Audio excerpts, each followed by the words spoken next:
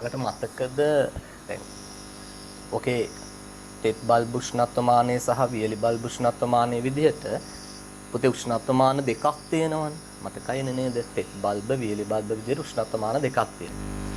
ඒතර දැන් ඔය උෂ්ණත්වමාන දෙකෙන් වියලි බල්බ් උෂ්ණත්වමානයේ පරිසර උෂ්ණත්වය පෙන්වනවා කිව්වා. තෙත් බල්බ් උෂ්ණත්වමානය පෙන්වනවා කිව්වේ ඊට වඩා බොහෝ දුරට අඩු උෂ්ණත්වයක් පෙන්වන්නේ කියලා කිව්වා. මතක ඇතිනේ නේ. හැබැයි සමහර විට විශේෂයෙන් අර දෝෂ දෙකක් තියෙනවා. ඒ දෝෂ දෙක පැත්තකින් තිබ්බොත් මං කියවා එක අවස්ථාවක් තියෙනවා මේ දෙන්න එක සමාන වෙන්න පුළුවන් පුතේ. එක සමාන වෙන්න පුළුවන් මේ දෙන්න. මේ දෙන්න එක සමාන වෙන්න පුළුවන් කිව්වේ සාපේක්ෂාදතාව 100% වන පරිසරයක. තව විදියකින් ඔයාලට කියනවා නම් පුතේ ජල වාෂ්ප වලින් සංතෘප්ත වෙලා තියෙන පරිසරයක. කියන්නේ ඒ වායුගෝලයට දරා ගන්න පුළුවන් උපරිම ජල ප්‍රමාණය අන්තර්ගත වෙලා තියෙන අවස්ථාව අපි ගත්තොත් අපි කියනවා සාපේක්ෂ ආර්ද්‍රතාව 100%යි කියලා. හරි සාපේක්ෂ ආර්ද්‍රතාව 100%යි කියලා කියනකොට. අන්න ඒ අවස්ථාවේදී දරුවනේ ඔන්න ඔය පාඨාංග දෙක සමාන වෙනවා කියලා කිව්වනේ මම. එතකොට වෙනස කීයද? අපි වෙනස ගැන තමයි උතන අදහස දෙන්න ඕනේ නැත්නම් අවධානය යොමු කරන්න ඕනේ. එතකොට වෙනස කීයද දෙන්න අතර? බිඳුවයිනේ. ඔන්න ඔළුවට ගන්න මේ කෑල්ල. වෙනස බිඳුවයි මේ දෙන්න අතරනේ. වෙනස බිඳුවයිනේ. වෙනස බිඳුවයි කියන්නේ සාපේක්ෂ ආර්ද්‍රතාව 100%ක් වෙනවා. පැහැදිලිද? වෙනස බිඳුවයි කියන්නේ සාපේක්ෂ ආර්ද්‍රතාව 100%යි. ඒතර වෙනස එතනින් එහාට අඩු වෙන්න බෑනේ උපරිම බිඳුව. එහෙනම් දැන් ඔයාලගේ ඔළුවට එන්න ඕන. ඔයාලගේ ඔළුවට එන්න ඕන මෙන්න මේ කාරණේ. පුතේ වෙනස බිඳුවේදී සාපේක්ෂ ආර්ද්‍රතාව 100%යි කියන්නේ වෙනස අඩු වෙන්න සාපේක්ෂ ආර්ද්‍රතාව වැඩි වෙනවා. ඔන්න ඔළුවට ගන්න පාඨාංක අතර වෙනස අඩු වෙනවා කියන්නේ පාඨාංක අතර වෙනස අඩු වෙනවා කියන්නේ සාපේක්ෂ ආර්ද්‍රතාව මොකද වෙන්නේ? වැඩි වෙනවා. මතක තියාගන්න වැඩි වෙනවා. ඒතර වෙනස වැඩි වෙනවා කියන්නේ හරි වෙනස වැඩි වෙනවා කියන්නේ සාපේක්ෂ ආර්ද්‍රතාව අඩු වෙනවා කියන එක. එහෙනම් දැන් ඔයාලට මෙහෙම කිව්වොත් පුතේ A සහ B කියලා ස්ථාන දෙකක් තියෙනවා. මේක තේරුම් ගන්න. දැන් ගොඩක් දුරට අර සාපේක්ෂ ආර්ද්‍රතාව වගුව දීලා පාඨාංක හොයන ක්‍රමවේදයට වඩා මේ විදිහට තර්කානුකූල උත්තර ගන්න ප්‍රශ්න තමයි වැඩිපුර දාන්නේ. මොකද දැන් හැමෝම ළමයි නිකන් අරක හුරු වෙලා ගිහිල්ලා වගේ පුතේ. නේද? ඒක මහලුකු දෙයක් නෑනේ හුරු වෙලා ගිහිල්ලා වගුව දිහා බලලා පාඨාංකය අරගන්න පුළුවන්. දැන් සාමාන්‍ය හැම ළමයෙකුට පුළුවන්. හැබැයි මෙතන මේ තර්කය ගොඩනගා ගැනීමේදී හැමෝටම මේ හැකියාව ලැබෙන්නේ නැහැ. ඒ නිසා මම ඒ කැලලක් කියනවා. රයිට් මෙන්න පුතේ A සහ B කියලා ස්ථාන දෙකක් තියෙනවා. අපි ගත්තොත් A ස්ථානයේ තෙත් බල්බ මම කෙටියෙන් ලියන්නම්. A ස්ථානයේ වියලි බල්බ විදිහට.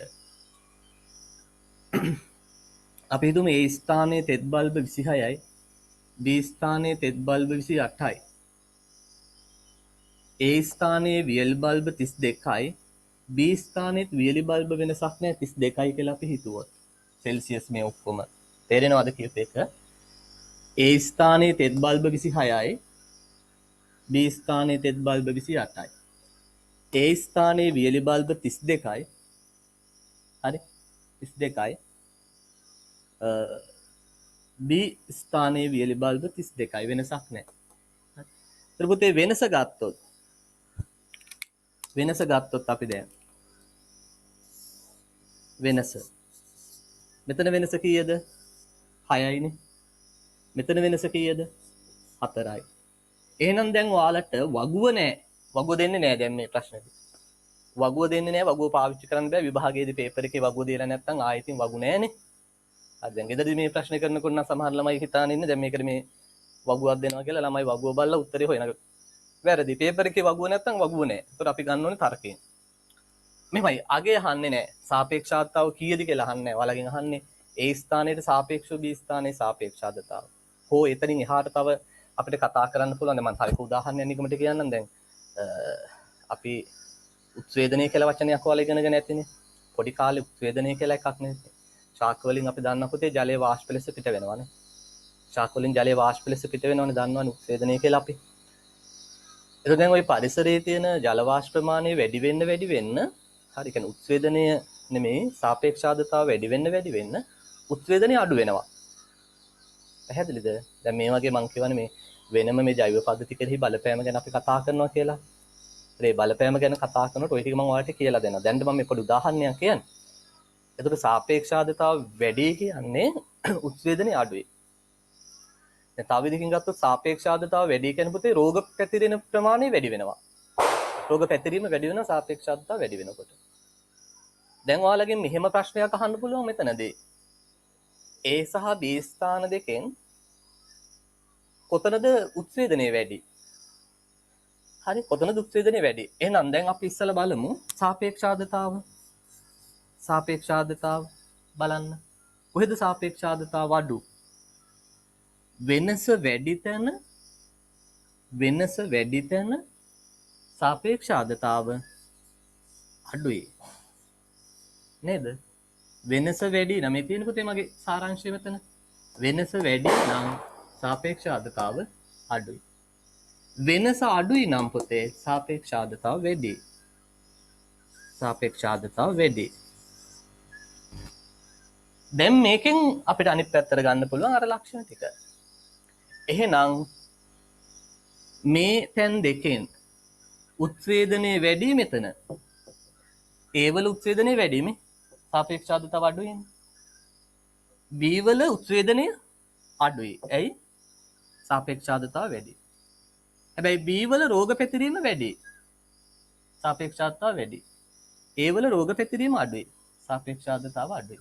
පැහැදිලිද? අන්න ඒ විදිහට දැන් අලුත් ක්‍රමවේදයට දැන් මේ වර්තමානයේ ගොඩක් දුරට පේපර්ස් වල ප්‍රශ්න නිර්මාණය වෙන්නේ ඔන්න ඔය වගේ ළමයිගේ පුළුල් දැනුමක්. අතනදී ගත්තොත් අපි පොඩි එක තැනක මේ දැනුමක් සහ ළමයාගේ හුරුව විතරයි පරීක්ෂා කරන්නේ. ළමයෙක්ට නිකන් කටපාඩම් කරලා හුරු වෙලා ගිහිල්ලා ඒ වැඩේ කරන්න පුළුවන්. හැබැයි මෙතනදී ළමයාට තර්ක ගොඩනගා ගන්න වෙනවා. ඒ නිසා දැන් අලුත් දැන් මේ මෑත කාලීන පේපර්ස් වල ගොඩක් දුරට ඔය ස්ථාන දෙකක් අරගෙන හරි ශේෂ්ත්‍ර දෙකක් අරගෙන ඒ ශේෂ්ත්‍ර දෙකේ පාඨාංක දීලා ඔය වගේ ප්‍රශ්න අහන අවස්ථා තියෙනවා. පැහැදිලි නේද? රයිට් අපි එහෙනම් කෝකටත් කියලා පුතේ මෙහෙම කරමු. මට මතක නෑ හැබැයි ගිය සතියේ හරියටම නෝට් එක නතර කළේ කොයි විදිහටද කියලා විශේෂ සටහන් කියලා. මට කවුරු හරි චුට්ටක් කියන්න විශේෂ සටහන් කියලා නෝට් එකක් දුන්නද කියලා මොනවා හරි ගිය සතියේ අවසානයේ විශේෂ සටහන් කියලා නෝට් එකක් දුන්නද? චුට්ටක් කොහොම මැසේජ් එකක් දාන්න විශේෂ සටහන් කියලා නෝට් එකක් දුන්නද කියලා. ඉක්මනට විශේෂ සටහන් කියලා නෝට් එකක් දුන්නද? ඉක්මනට මැසේජ් එකක් දාන්න yes or no. වෙන මොකුත් ඕනේ නැහැ. ඔව් නෑ. අවසානයේ විශේෂ සටහන් කියලා නෝට් එකක් දුන්නද? හරි නෑ. එහෙනම් අපි එතන පොඩි විශේෂ සටහන් කියලා නෝට් එකක් ලියාගමු.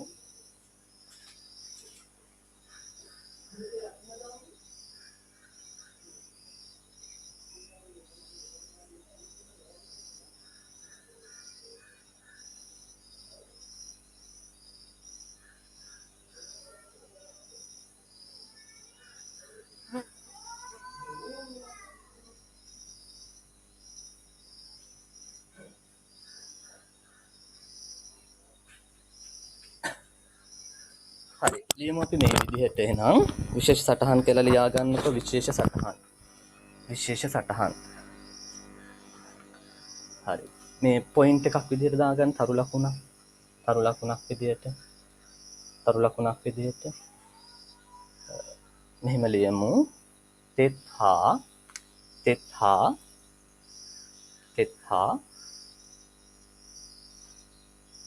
වියලි බල්බ තෙත් හා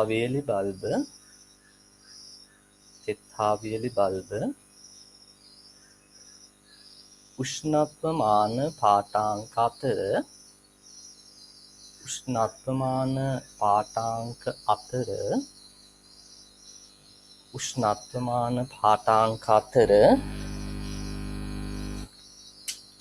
උෂ්ණත්වමාන පාඨාංක අතර වෙනස අඩුවන විට වෙනස අඩුවන විට වෙනස අඩුවන විට සාපේක්ෂ ආර්ද්‍රතාව වැඩි වේ.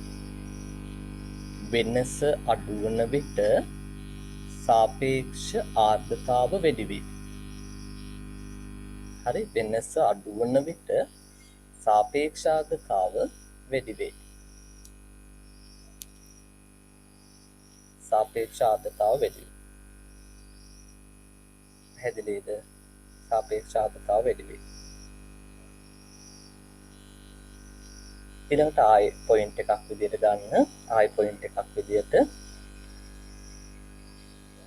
තෙත් හා වියලි බල්බ උෂ්ණත්වමාන පාඨාංක අතර අරකම තමා අනිත් පැත්තට දැන් තෙත් හා වියලි බල්බ උෂ්ණත්වමාන පාඨාංක අතර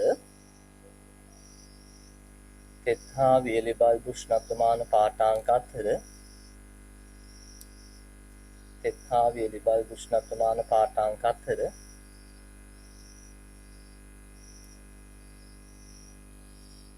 වෙනස වැඩි වන විට වෙනස වැඩි වන විට හරි, වෙනස වැඩි වන විට වෙනස වැඩි වන විට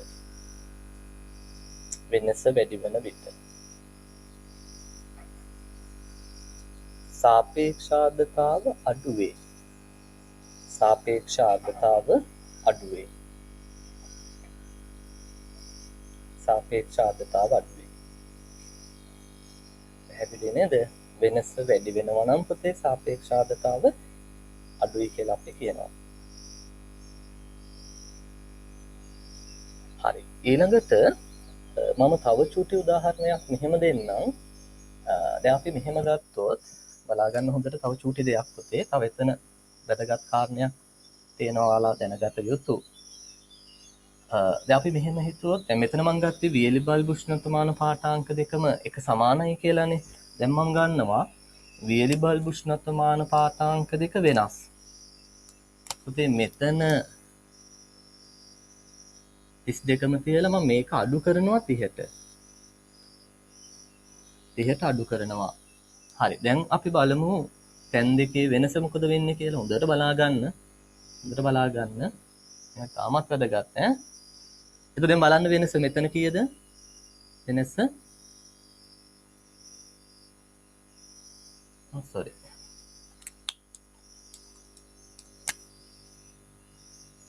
මෙතන තියෙන්නේ 34 වෙන්න ඕන. 34 වෙන්න ඕන. හරි. දැන් බලන්න වෙනස කීයද? පුතේ මෙතන වෙනස 6යි නේ. මෙතන වෙනස 6යි. මෙතන වෙනසත් 6යි. තේරුණාද? ගැටලුවක් නැහැ නේ. මෙතන තෙත් බල්බ 26යි වියලි බල්බ 28යි. මෙතන වියලි බල්බ 32යි. මෙතන 34යි. එතන ටිකක් වැඩි. වියලි බල්බ එකත් වැඩි. හරි. දැන් වෙනස මෙතන ගත්තාම 6යි. මෙතන වෙනස 6යි. දැන් වෙනසින් එහෙනම් සාපේක්ෂ ආර්ද්‍රතාව ගැන තොරතුරක් ගන්න අමාරුයි. කතන්දරේ පැහැදිලිද? වෙනසින් ගන්න බෑනේ පුතේ. වෙනස් දෙක තැන් දෙකම සමානයිනේ. එහෙනම් අපි දැන් වෙන පොයින්ට් එකක් වෙන කොහෙන් හරි අල්ල ගන්න ඕන මේක. හරි, කොහෙන් හරි අල්ල ගන්න ඕන. කොහෙන්ද අල්ලගන්නේ? මේ බලන්න කොහෙන්ද අල්ලගන්නේ කියලා. අපි අල්ලගන්නේ මෙන්න මෙතනින්. මෙන්න මේ වියලි බල්බ පාඨාංකයෙන් අපිට අල්ලගන්න පුළුවන්. හරි, ඔන්න අහගන්න. වෙනස සමානයි නම් මොකක් සමානයිද? වෙනස සමානයි නම් හොඳට ඔලුවට ගන්න. වෙනස සමානයි නම් අපි බලනවා වියලි බල්බ පාඨාංකය දිහා. අපි බලනවා වියලි බල්බ පාඨාංකය දිහා. වෙනස සමානයි නම් වියලි බල්බ පාඨාංකය දිහා බලන්න. වියලි බල්බ පාඨාංක දෙක සමානයි, අනිවාර්යෙන් සාපේක්ෂ ආර්ද්‍රතාවත් සමානයි. හරි, වෙනසත් සමාන වෙලා වියලි බල්බ උෂ්ණත්වමාන පාඨාංක දෙකක් සමානයි නම් අනිවාර්යෙන් තෙත් බල්බ උෂ්ණත්වමාන පාඨාංක දෙකක් සමාන වෙන්න ඕනේ. එතකොට මේක එක සාපේක්ෂතාව තැන් දෙකේම සමානයි. වෙනසක් නැහැ. හැබැයි මෙතන එහෙම කතන්දරයක් නෙමෙයි දැන් යන්නේ. වෙනස සමානයි. හැබැයි වියලි බල්බ පාඨාංක දෙක වෙනස් කොට. එහෙනම් අපි බලනවා හොඳට කවුරු දිහාද වියලි බල්බ පාඨාංකය දිහා බලනවා. බලලා බලන මොකಾದ වැඩි කියලා. මොකಾದ වැඩි? කවුද වැඩි? හරි දැන් මේකේ කවුද වැඩි? B වල වැඩි. B වල වැඩිනේ. වියලි බල්බ පාඨාංකය B වල වැඩි 34යිනේ. එහෙනම් මතක තියාගන්න වෙනස සමාන වෙලා තියෙන අවස්ථාවක වියලි බල්බ පාඨාංකය වැඩි තැන තියෙනවනේ. මෙතන විදිහ නම් B වල අන්න පුතේ එතන සාපේක්ෂාදතාව වැඩි කියලා කියනවා. වෙනස සමාන වෙච්ච අවස්ථාවක තැන් දෙකේම අපි බලනවා වියලි බල්බ පාඨාංකය දිහා. වියලි බල්බ පාඨාංකය වැඩි තැන සාපේක්ෂාදතාව වැඩි කියලා කියනවා. දැන් මේ කියන එක ඔයාලට චෙක් කරලා බලන්න පුළුවන්. වගුවට ටස් ගාලා ඕනනම් ගිහිල්ලා මේක ඇත්තද කියන්නේ. හරි චෙක් කරලා බලන්න පුළුවන්. ගන්න මේ අවස්ථාවට සාපේක්ෂාදතාව වගුවෙන් බලලා ගන්න. මේ අවස්ථාවට සාපේක්ෂාද මේ පැත්තට බලලා ගන්න. මේ පැත්තට බලලා ගන්න. අනිවාර්යෙන් ඔයාලට මෙතෙන්ට වැඩි පාඨාංකයක් එනවා. හරි වැඩි පාඨාංකයක් එනවා. එහෙනම් තුන්වෙනි කාරණේ පැහැදිලි නේද? රයිට්. සටහනක් දාගන්න එහෙනම් ඊළඟ පොයින්ට් එකකින්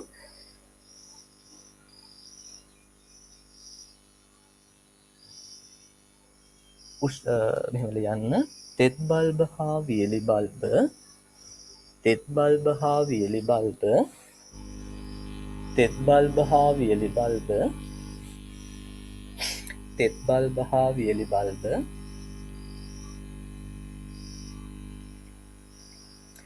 උෂ්ණත්වමාන පාඨාංක වෙනස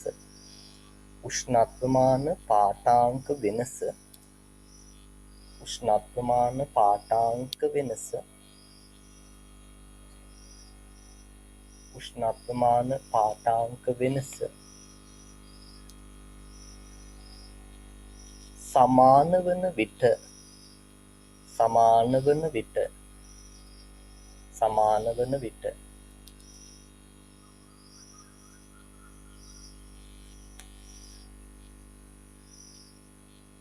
සමාන වන විට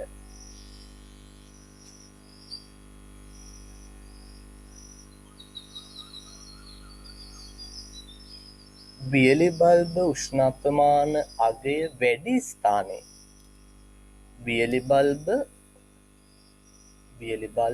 උෂ්ණත්වමාන අගය වැඩි ස්ථානයේ හරි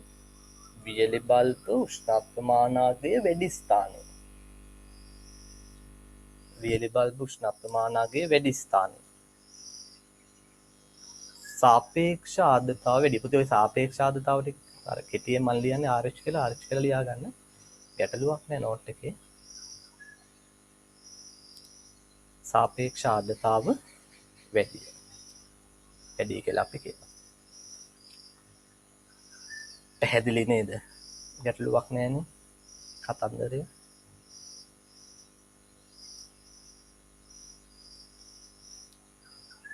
හරි. දැන් ඕකේ මෙතන මම ප්‍රශ්න කරන්න යන්නේ නෑ මොකුත්. නෝට් එකේ ප්‍රශ්න ඔය දාලා එහෙම අවුල් කරගන්න අවශ්‍ය නෑ.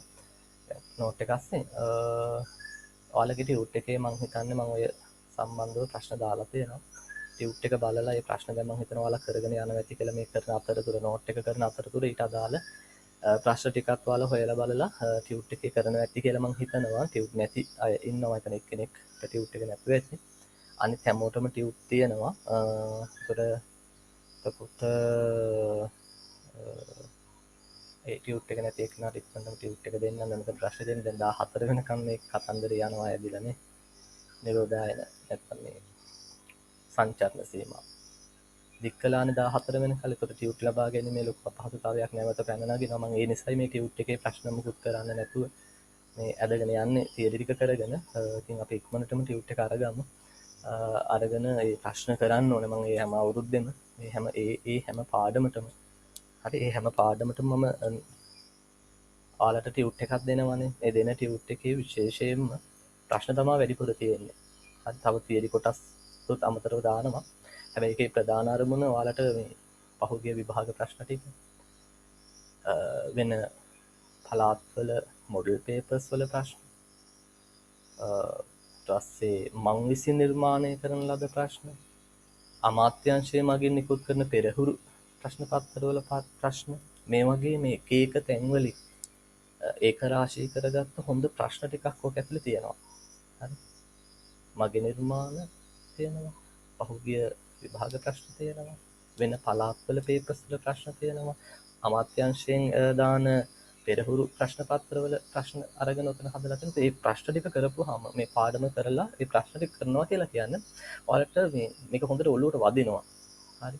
ඒ කියන්නේ දැන් මේ තියරි එක ඉගෙන ගත්තා කියන එක මදි. ඒක මතක තියාගන්න. තියරි එක ඉගෙන ගත්තා කියලා ප්‍රශ්නට උත්තර ලියන්න බෑ. ප්‍රශ්නට උත්තර ගන්න විදිහ ඊට පස්සේ දැනගන්න ඕන. හරි, කොහොමද තර්ක කරන්නේ?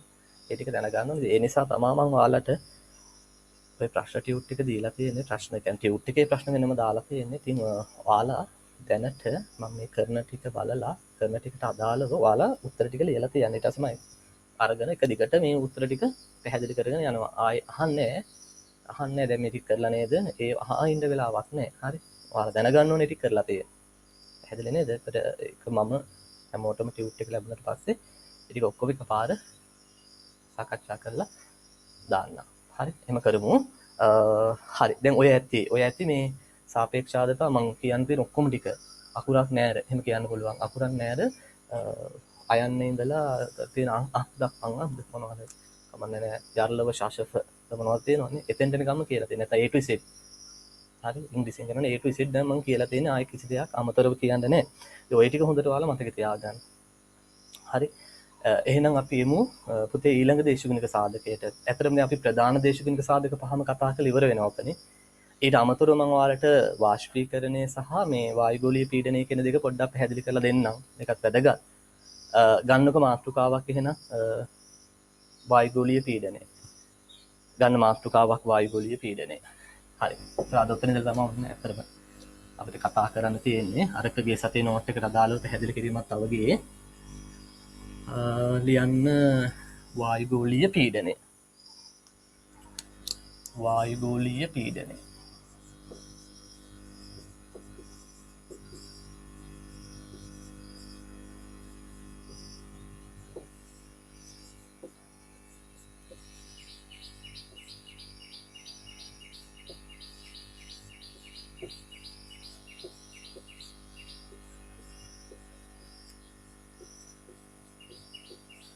atmosphere pressure කියලා අපි කියනවා ඒකට ඉංග්‍රීසියෙන් නම් atmosphere pressure.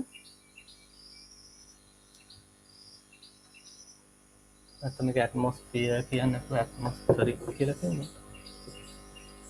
මෙන්න දාගන්න. atmospheric. පොඩ්ඩක් ඉන්න මේ මොකද ලියලා තියෙන්නේ? ලියුවද ඔයාලා නෑ නේද? වැඩිපුරක් කැලලක් ලියලා.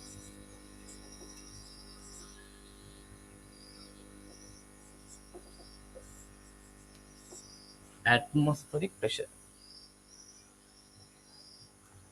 හරි, මේ සරල දෙයක් තියෙන්නේ මහා ලොකු මෙතන මේ ගැඹුරු කාරණයක් නෑ. මෙහෙම හිතන්න දැන් මගේ ඔලු ගෙඩිය පේනවා. ඔලු ගෙඩිය පේනවනේ මගේ ඔලු ගෙඩිය. දැන් මේ මගේ ඔලුවට උඩින් ඔලුව කොණ්ඩේ ඔලුවට උඩින් කොණ්ඩේ තියෙනවා. තාම තියෙනවා ගිහිල්ලා නෑ. වැඩිපුරත් එක දැන් තියෙනවා මේ ටික කපා ගන්න දෙන්නේ. ඒ ඔලුවට උඩින් කොණ්ඩේටත් උඩින් කොණ්ඩේ අමතක කරන්න ඔලුවට උඩින් වාතය තියෙනවනේ. තියෙනවා. පේන්නේ නෑ. ඒක වාතය තියෙනවා. දැනෙන්නේ නෑ එහෙම තියෙනවා කියලා. තියෙනවා ඒකට වාතය තියෙනවා. මේ අපේ වායුගෝලේ වාතය තියෙනවනේ. එතකොට දැන් මේක දැනෙන්නේ නෑ. ඇත්තට මේකත් දැනෙන්නේ නෑ. මම මේ කියන්න යන දේත් ඔයාලට දැනෙන්නේ නෑ. නමුත් එහෙම එකක් තියෙනවා.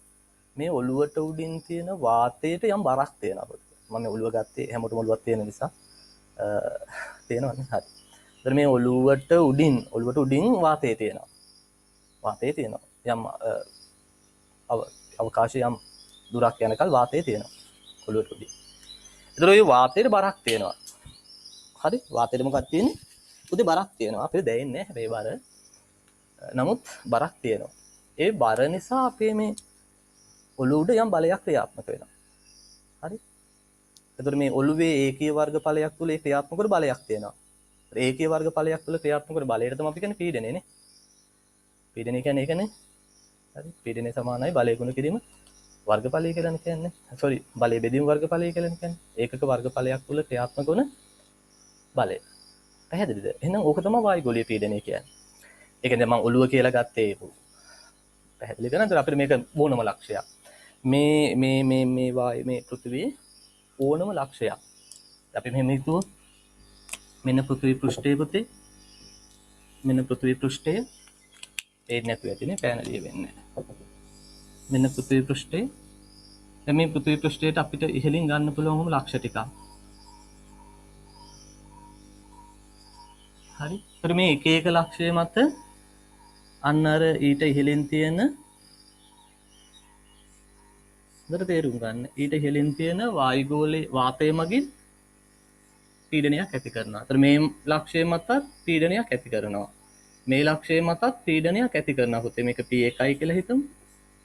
මේක P2යි කියලා හිතමු. මේක P3යි කියලා හිතමු.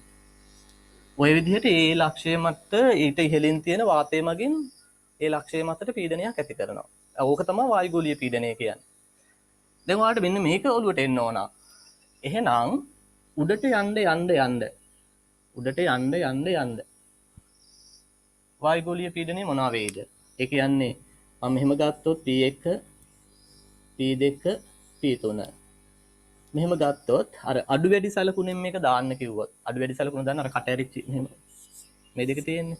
මේ දෙකෙන් මේ සම්බන්ධය හදාගන්න කිව්වොත් මතක තියාගන්න වායුගෝලීය පීඩනය වැඩි වෙන්නේ මෙතන මේකට අනුව නම් මෙන්න මෙතන P1 එහෙනම් P1 වැඩි ඊළඟට වැඩි P2 ඊට වඩා අඩුයි එතකොට P3 ඇයි ඒ උඩට යන්න තියෙන වායු ප්‍රමාණය මොකද වෙන්නේ අඩු වෙනවානේ ඒතර එහෙනම් වැඩිම වායුගෝලීය පීඩනයක් තියෙන පොළොව මත නේ පොළොවනේ ගන්න පුළුවන් අඩුම උස යන්නේ අඩුම නෙමෙයි වැඩිම උස නේ ඒ කියන්නේ වායුගෝලයට තියෙන වැඩිම උස හරි වාතයට ඉන්න පුළුවන් උපරිම උස වැඩි වෙන්නේ පොළොව මට්ටමේදී පොළොවෙත් අපි කියනවා මුහුදු මට්ටම පල්හැම තැන අපි කතා කරන්නේ පොළොවේ මුහුදු මට්ටම එහෙනම් මුහුදු මට්ටමේදී තමයි වායුගෝලීය පීඩනය වැඩිම වෙන්නේ ඔන්න ඔළුවට ගන්න මුහුදු මට්ටමේදී තමයි වායුගෝලීය පීඩනය වැඩි වෙන්නේ මුහුදු මට්ටමේ ඉඳලා පුතේ උඩට එන්න වායුගෝලීය පීඩනය මොකද වෙන්නේ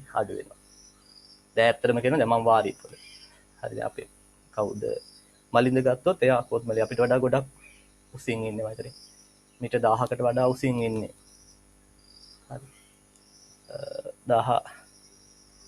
900ට වඩා උස කියලා කියන්නේ අපි උඩරට කියලානේ කියන්නේ නේ 300ට වඩා අඩුයි නම් අපි කියනවා පහතරට 300ත් 900 මීටර වලින් 300ත් 900ත් නම් අපි කියනවා මැදරට 900ට වඩා වැඩි කියන්නේ උඩරට ඒතර කොත්මලේ කියලා කියවනේ ඒතර මම හිතන්නේ උඩරට නේද රයිට් වෙන්නේ ගම්පොලේම පාස් කරගෙන යන්න ඕනනේ ඒතර එයා ඉන්නේ උඩරට අපිට වඩා ගොඩක් උසින් ඉන්නේ දැන් මම වාරිපොල ගත්තොත් මට නිකන් දල වශයෙන් මතක තියෙන විදිහට මුහුදු මට්ටමේ ඉඳලා මීටර 70ක් 80ක් වගේ තමයි තියෙන්නේ වාරිපොල මම පොඩ්ඩ දුරයි උතනින් කිලෝමීටර් 50ක් විතර ගිහපුවම හලාවතනේ හරි මුහුදට කිට්ටුවේ ඒතර අඩු උසක තමයි තියෙන්නේ ඒතර මෙහාට වඩා එහෙනම් වායුගෝලීය පීඩනය අඩුයි නුවර එළිය කොත්මලේ මලින්දලා ඉන්න පැත්තේ වායුගෝලීය පීඩනය අඩුයි පැහැදිලි නේද කතන්දරේ එහෙනම් උස වැඩි වෙන්න අපි කියනවා වායුගෝලීය පීඩනය පුතේ අඩු වෙනවා ඒක තව එකක් මේ වායුගෝලීය පීඩනයේ බලපාන ප්‍රධාන සාධකයක් තියෙන ඒ තමයි උෂ්ණත්වය වැඩි වෙනකොට අපි කියන පුතේ මේ වායුගෝලයේ ප්‍රසාරණය වෙනවා හරි වායුගෝලයේ ප්‍රසාරණ පරිමාව වැඩි වෙනවා මම හිතන්නේ ඔය වායු නියම එහෙම කතා කරනවා චුටි පන්තියේ 11 වසරේදී වගේ ඒතර ඔය වායු නියම වලදී කියනවා පුතේ ප්‍රසාරණය වැඩි වෙලා වාතයක පරිමාව වැඩි වෙනකොට පීඩනය මොකද වෙන්නේ අඩුවීමක් වෙනවා හරි පීඩනය මොකද වෙන්නේ අඩු වෙනවා එහෙනම් ඔයාලා මතක තියාගන්න උෂ්ණත්වය වැඩි වෙනකොටත් පීඩනය මොකද වෙන්නේ අඩු වෙනවා දැන් ඔකට මම කලින් සුළඟ යටතේ මෙන්න මෙහෙම දෙයක් කියවනේ දැන් සමකයට උතුරින් සහ දකුණින් දෙපැත්තෙම මොකද වෙන්නේ සුළං හමාගෙන එනවනේ දෙපැත්තෙම සුළං හමාන එනවනේ ඇයි එහෙම වෙනවා කිව්වේ සමකයේ ආසන්න උෂ්ණත්වය වැඩි කිව්වනේ සමකයේ ආසන්න උෂ්ණත්වය වැඩි නිසා පීඩනය අඩුයි ද්‍රව ආසන්න ප්‍රදේශවල පීඩනය වැඩි උෂ්ණත්වය අඩු වෙන්නේ නේද? එතකොට අන්න දැවාසන්න ප්‍රදේශවල ඉඳලා නැත්තම් උත්තර ධ්‍රවය සහ දක්ෂිණ ධ්‍රවය දෙපැත්තෙම ඉඳලා සමකයේ දෙසට මොකද වෙන්නේ? සුළං හමාගෙන එනවා. ඒකට හේතුව සමකයේ ආසන්නේ උෂ්ණත්වය වැඩි නිසා වායුගෝලීය පීඩනය අඩු වෙනවා. ඒතර මං කියවනේ පීඩනයේ වැඩි ස්ථාන ඉඳලා පීඩනයේ අඩු ස්ථානෙන් සුළං හමන්නේ. එහෙනම් අපිට එතනනොත් ඔන්න තහවුරු වෙනවා සමකයේ ආසන්නේ උෂ්ණත්වය වැඩි පීඩනය අඩු. එහෙනම් වායුගෝලීය පීඩනයට බලපාන සාධක දෙකයි පොතේ. වායුගෝලීය පීඩනයට බලපාන ප්‍රධාන සාධක දෙකයි. එකක් උෂ්ණත්වය අනික උච්චත්වය. දෙකම උයන්නෙන් පටන් ගන්න. ඒක නම් මතක තියාගන්නත් ලේසියි. උෂ්ණත්වයයි උච්චත්වයයි. උෂ්ණත්වයයි උච්චත්වයයි. උෂ්ණත්වයයි උච්චත්වයයි. පැහැදිලි නේද? අතට දෙන්නම වැඩි වෙනකොට එකත් ලේසි එකම සම්බන්ධය තියෙන. දෙන්නම වැඩි වෙනකොට වායුගෝලීය පීඩනය අඩු වෙනවා. දෙන්නම වැඩි වෙනකොට වායුගෝලීය පීඩනය අඩු වෙනවා. පැහැදිලි නේද? රයිට්. සටහනක් දාගමු. ලියන්න මේ විදිහට යම් සලකා බලනු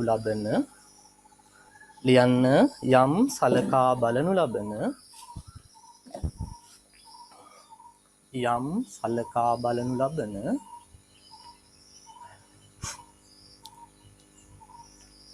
ස්ථානයකට ඉහළින්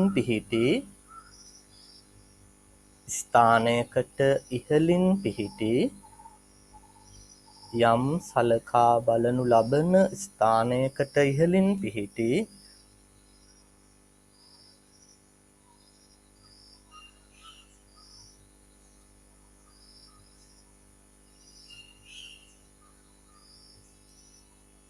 වායු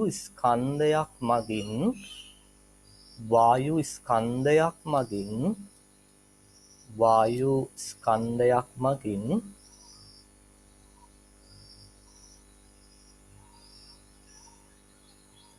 ඇති කරනු ලබන පීඩනය. වායු ස්කන්ධයක් මගින් ඇති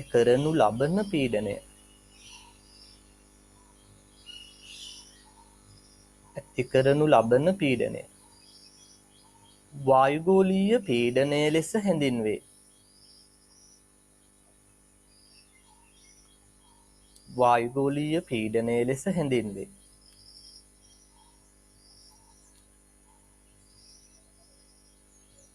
වායුගෝලීය පීඩනය ලෙස හැඳින්වේ.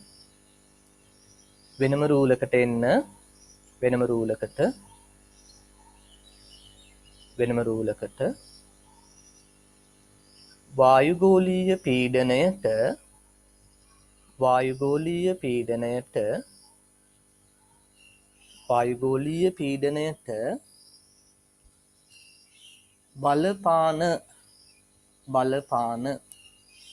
වායුගෝලීය පීඩනයට බලපාන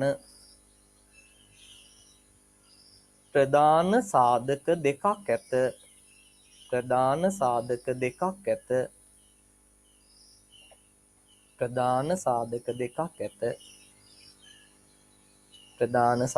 දෙකක් ඇත.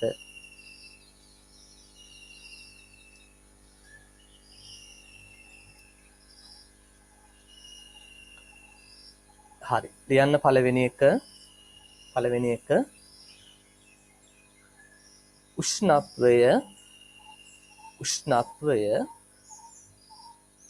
උෂ්ණත්වය දාන්න යටින් තරු ලකුණක් ලියන්න. උෂ්ණත්වය වැඩි වන විට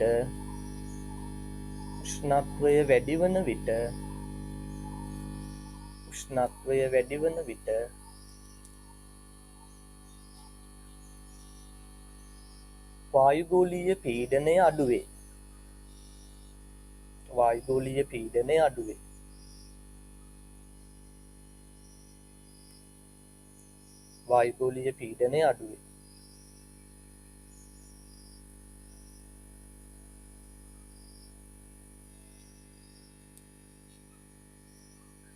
හරි. ඊළඟට අංක 2 දෙවෙනි සාධකය උච්චත්වය.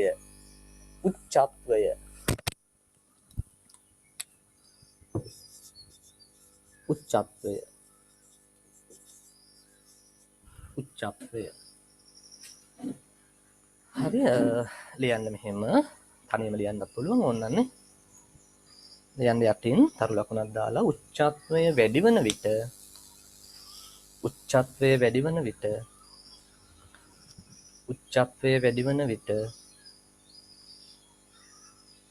උච්චත්වය වැඩි වන විට වායුගෝලීය පීඩනය අඩු වේ. වායුගෝලීය පීඩනය අඩු වේ. හරි වායුගෝලීය පීඩනය අඩු වේ. වායුගෝලීය පීඩනය අඩු වේ. හරිද? දැන් ඔකේ කතන්දරක් තියෙනවා ඉතින්.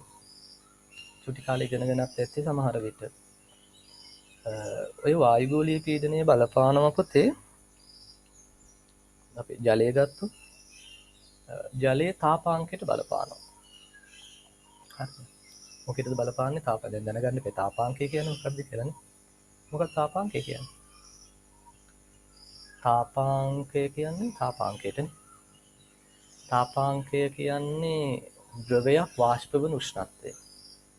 ජලය නම් සාමාන්‍යයෙන් සෙල්සියස් අංශක 100 අපි කියන්නේ ජලයේ තාපාංකය. හැබැයි අහගන්නකො මේ ඔය වායුගෝලීය පීඩනය අඩු වෙනකොට ඇත්තටම කියනවා නම් මුහුදු මට්ටමේදී තමයි සාමාන්‍යයෙන් ජලයේ තාපාංකය සෙල්සියස් අංශක 100 වෙන්නේ. ඒ කියන්නේ වායුගෝලීය පීඩනය එකක් වෙනකොට.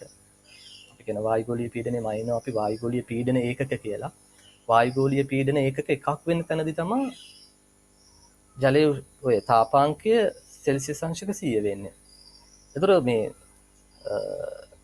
උච්චත්වය වැඩි වෙන්න පුතේ ওই තාපාංකය අඩු වෙනවා. ඒ කියන්නේ මේ ජලය 100ට වඩා අඩු උෂ්ණත්වයේදී වාෂ්ප වෙන්න පටන් ගන්නවා. ඒ කියන්නේ නටන්න නැතුව වාෂ්ප වෙනවා. නටන්න නැතුව කියන්නේ නටනවා එහෙම නෙමෙයි. හරි ඒක අපි කියන්නේ ජලය බොයිල් වෙන්නේ නටනවා කියලා තමයි කියන්නේ. දෙවෙනි වචනයක් නෑනේ. නටන්න කලින් මොකද වෙන්නේ? වාෂ්ප වෙන්න පටන් ගන්නවා. ඒ නිසා තමයි මලින්දලාට එහෙම අත්දැකීමුත් තියෙනවද දන්නේ. ඔය නූරෙලිය දිහාට ගියපුවාම නූරෙලිය අල හැදුවට අල තම්බන්න බෑ පුතේ. තම්බන්න බෑ කියන්නේ තම්බන්න බෑ කියලා කියන්නේ. හැබැයි අල තැම්බෙන්න ගතවන කාලය වැඩි ගොඩාක්. ඒ කියන්නේ හරි අර ජලය සෙල්සියස් අංශක 100ට පත් වෙන්න කලින් මොකද වෙන්නේ? වාෂ්ප වෙන්න පටන් ගන්නවා. අඩු උෂ්ණත්වයේදී වාෂ්ප වෙනවා. එතකොට මේ අල හරියට තම්බ ගන්න බෑ. අල තම්බ ගන්න ගතවන කාලය හැම වැඩි වෙනවා. ආයෙ වතුර දදා හැම සමහර විට තම්බන්න වෙනවා. ඒ ප්‍රායෝගිකව ඇති වෙන්න පුළුවන් අවස්ථාවක්. හරි. ඒ වගේම අනිත් පැත්තට මේකත් අපි ප්‍රායෝගිකව යොදා ගන්න අවස්ථා යොදා ගන්න උපකරණ තියෙනවා. අපි ඉස්සරහට ඔය පටක රෝපණය වගේ දේවල් වලට ආපුවම කතා කරමු මේ උපකරණ ගැන. දැන් අපිට ජලය සෙල්සියස් අංශක 100 දී වාෂ්ප නොවී තියාගන්න නම් දැන් ඔය කියන තර්කෙත් එක්ක 100 දී වාෂ්ප නොවී තියාගන්න නම් පීඩනය මොකද කරන්න වෙන්නේ? පීඩනය වැඩි කරන්න ඕන. පීඩනය වැඩි කරලා ජලයේ 100ට වඩා වැඩි උෂ්ණත්වයක රත් කළා කියලා වාෂ්ප වෙන්නේ නැහැ. පැහැදිලිද? දැන් පටක රෝපණයේදී අපි පාවිච්චි කරන උපකරණයක් තියෙනවා අපිට කියන්නේ පීඩන තාපකය කියලා. පීඩන තාපකය ඔටෝක්ලේව් කියලා කියනවා. දැන් ඔය පීඩන තාපකයේදී අපි සෙල්සියස් අංශක 121ට උෂ්ණත්වය රත් කරනවා. ඒ කියන්නේ පත් කරනවා. 21 දක්වා රත් කරනවා. 121 දැන් 121 දක්වා රත් කරපුවාම ඕක ඇතුලේ තියෙන අපි මොන හරි දෙයක් මම මෙහෙම කියන්නම්කො කෙලිම කතාව කියන්නම්කො ඉතින් මේක දැන්ට අදාළ නැති වුණාට අපි පෝෂක මාධ්‍ය ජීවාණුහරණය කරන්න තමයි උගන්න්නේ. පෝෂක මාධ්‍ය වතුර තියෙනවනේ පුතේ ජලය තියෙනවා. දැන් ඔක සෙල්සියස් අංශක 100ට වඩා වැඩි කරපු ගමන් පෝෂක මාධ්‍ය තියෙන ජලය ටික මොකද වෙන්නේ? වාෂ්ප වෙනවානේ. 100ට වඩා වැඩි කරපු ගමන් ජලය ටික වාෂ්ප වෙනවා. පෝෂක මාධ්‍ය නිකන් කරවල වගේ තියෙයි ඊට පස්සේ වේලිලා. එහෙනම් ජලයේ වාෂ්ප වෙන එක නතර කරගන්න ඕන අපි 100ට වඩා රත් කරනකොට. එතකොට අපි මොකද කරන්නේ? ඇතුලේ පීඩනයත් වැඩි කරනවා. අපි කියන වායුගෝලීය පීඩන ඒකක 15ක් අපි පවත්වා ගන්නවා. එකක්නේ සාමාන්‍ය මුහුදු මට්ටමේ තියෙන අපි වායුගෝලීය පීඩන ඒකක 15ක් තියා ගන්නවා. එතකොට ජලය වාෂ්ප වෙන්නේ නැහැ. එතකොට 121කට රත් කරන්න පුළුවන් කිසිම ගැටලුවක් ඇති වෙන්නේ නැහැ. ජලය වාෂ්ප වෙන්නේ නැහැ. එහෙනම් දැන් ඔය කතන්දරේ චුට්ටක් ඔළුවේ තියාගන්න. උෂ්ණත්වය අඩු වෙනකොට උෂ්ණත්වය හැපෙන වායුගෝලීය පීඩනය අඩු වෙනකොට ජලයේ තාපාංකයත් අඩු වෙනවා. වායුගෝලීය පීඩනය වැඩි කළොත් ජලයේ තාපාංකයත් මොකද වෙන්නේ? වැඩි වීමක් වෙනවා. චුට්ටක් ඔයාලගේ ප්‍රායෝගික දැනුමට ඒක මතක තියාගන්න. ඒක මම අමතර කාරණයක් විදිහට කිව්වේ. නමුත් අපි ඒක භාවිත කරන අවස්ථා තියෙනවා. උදාහරණයක් උතරන් කිව්වේ ඔයාලට. හරි. එතකොට දැන් මේ වායුගෝලීය පීඩනය මනින ඒකක ගොඩක් තියෙනවා පොතේ. හරි වායුගෝලීය පීඩන මනින ඒකක ගොඩක්. එකක් තමයි මම කියන්නේ වායුගෝලීය පීඩන ඒකක කියන එක. හරි වායුගෝලීය පීඩන ඒකක කියලා එකක් තියෙනවා. ඊට පස්සේ පැස්කල් කියලා ඒකකයක් තියෙනවා. අහලා තියෙන පැස්කල් පීඩනය මනින ඒකකයක් තියෙනවා පැස්කල් කියලානේ. ඊට පස්සේ තියෙනවා අහලා තියෙන රසදිය මිලිමීටර රසදිය සෙන්ටිමීටර අහලා තියෙනව නේද? එතකොට ඒ වගේ මේ විවිධ ඒකක වලින් අපි මේ වායුගෝලීය පීඩනය මිනුම් කිරීම කරනවා. නැවත මතක් කළොත් වායුගෝලීය පීඩන ඒකක කියලා එකක් තියෙනවා. ඊළඟට පැස්කල් කියලා ඒකකයක් තියෙනවා. ඊළඟට රසදිය සෙන්ටිමීටර හෝ රසදිය මිලිමීටර. ওই දෙකෙන් එකක් අපි පාවිච්චි කරනවා. දෙකම පාවිච්චි කරන්න පුළුවන්. ලොකු වෙනසක් වෙන ඉලක්කමේ වෙනසක් වෙනවා. මිලිමීටර් වලින් ප්‍රකාශ කරපුවහම සෙන්ටිමීටර් වගේ 10 ගුණයකින් වැඩි වෙනවා. උදාහරණයක් විදිහට මුහුදු මට්ටමේදී වායුගෝලීය පීඩනය රසදිය සෙන්ටිමීටර් නම් 76යි. හරි? රසදිය සෙන්ටිමීටර් නම් 76යි. අහලා තියෙනවනේ මේ චූටි කාලේ ඒවා කියන්නේ මම 76යි රසදිය සෙන්ටිමීටර්. 760යි රසදිය මිලිමීටර්. පැහැදිලිද? රසදිය මිලිමීටර්. රසදිය Hg නේ. හයිඩ්‍රෝගයිරම් නේ Hg. කතන්දරේ පැහැදිලි නේද? රයිට්. ඒකත් උතන සටහනක් දාගෙන යමු අපි. වෙනම රූලකට එන්න. වෙනම රූලකට මෙහෙම ලියන්න.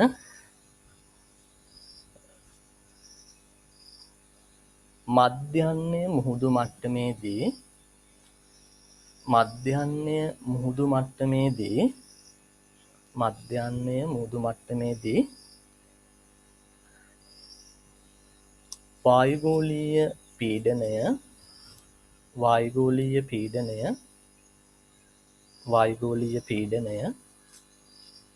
වායුගෝලීය පීඩනය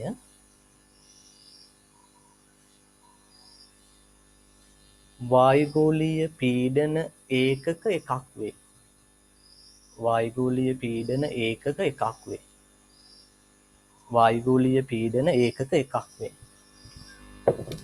වායුගෝලීය පීඩන ඒකක එකක් වේ. හරි. ඊට පස්සේ දැන් ඔය ඔක්කොම ඔය වාක්‍ය තුල ලියන්න අමාරු නිසා මම මෙහෙම කරන්න.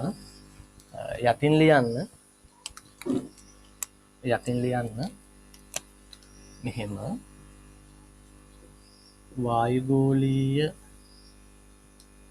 වායුගෝලීය පීඩන ඒකක. ඔයාලා එක දිගට ඉඳ තියෙනවා නම් ලියන්න යන්න. එකක් සමානයි වායුගෝලීය පීඩන ඒකක එකක් සමානයි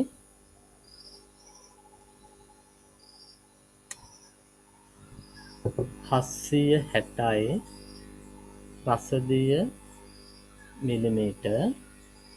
760යි රසදිය මිලිමීටර්. දැන් මට ඉඩ මදි නිසා මම මෙතන සමාන කිරීම දාලා යටට ගන්නවා. ඔයාලා එක දිගට ලියන්න යන්න ඉඩ තියෙනවනේ පොතේ. හරි. ලියන්න. මේ රසදිය සෙන්ටිමීටර් මිලිමීටර් රසදිය සෙන්ටිමීටර් ඕනේ. ඒතර 76යි. ඊළඟට ලියන්න 1013යි. තව ඒකකයක් තියෙනවා මේ. බාර් කියන ඒකකෙනුත් මයින්න පුළුවන්. 1013.25 මිලිබාර්.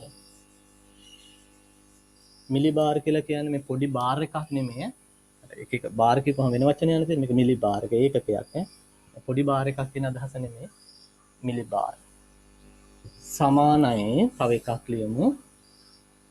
101.325 3.25 කිලෝ පැස්කල්. හරි කිලෝ පැස්කල්. මේවා මේ කියවන විදිහ ඕනනම් ඒ තැන්වල පැස්කලෙන් හරි ලියා ගන්න. රසදිය මිලිමීටර් මිලිබාර් කිලෝ පැස්කල්.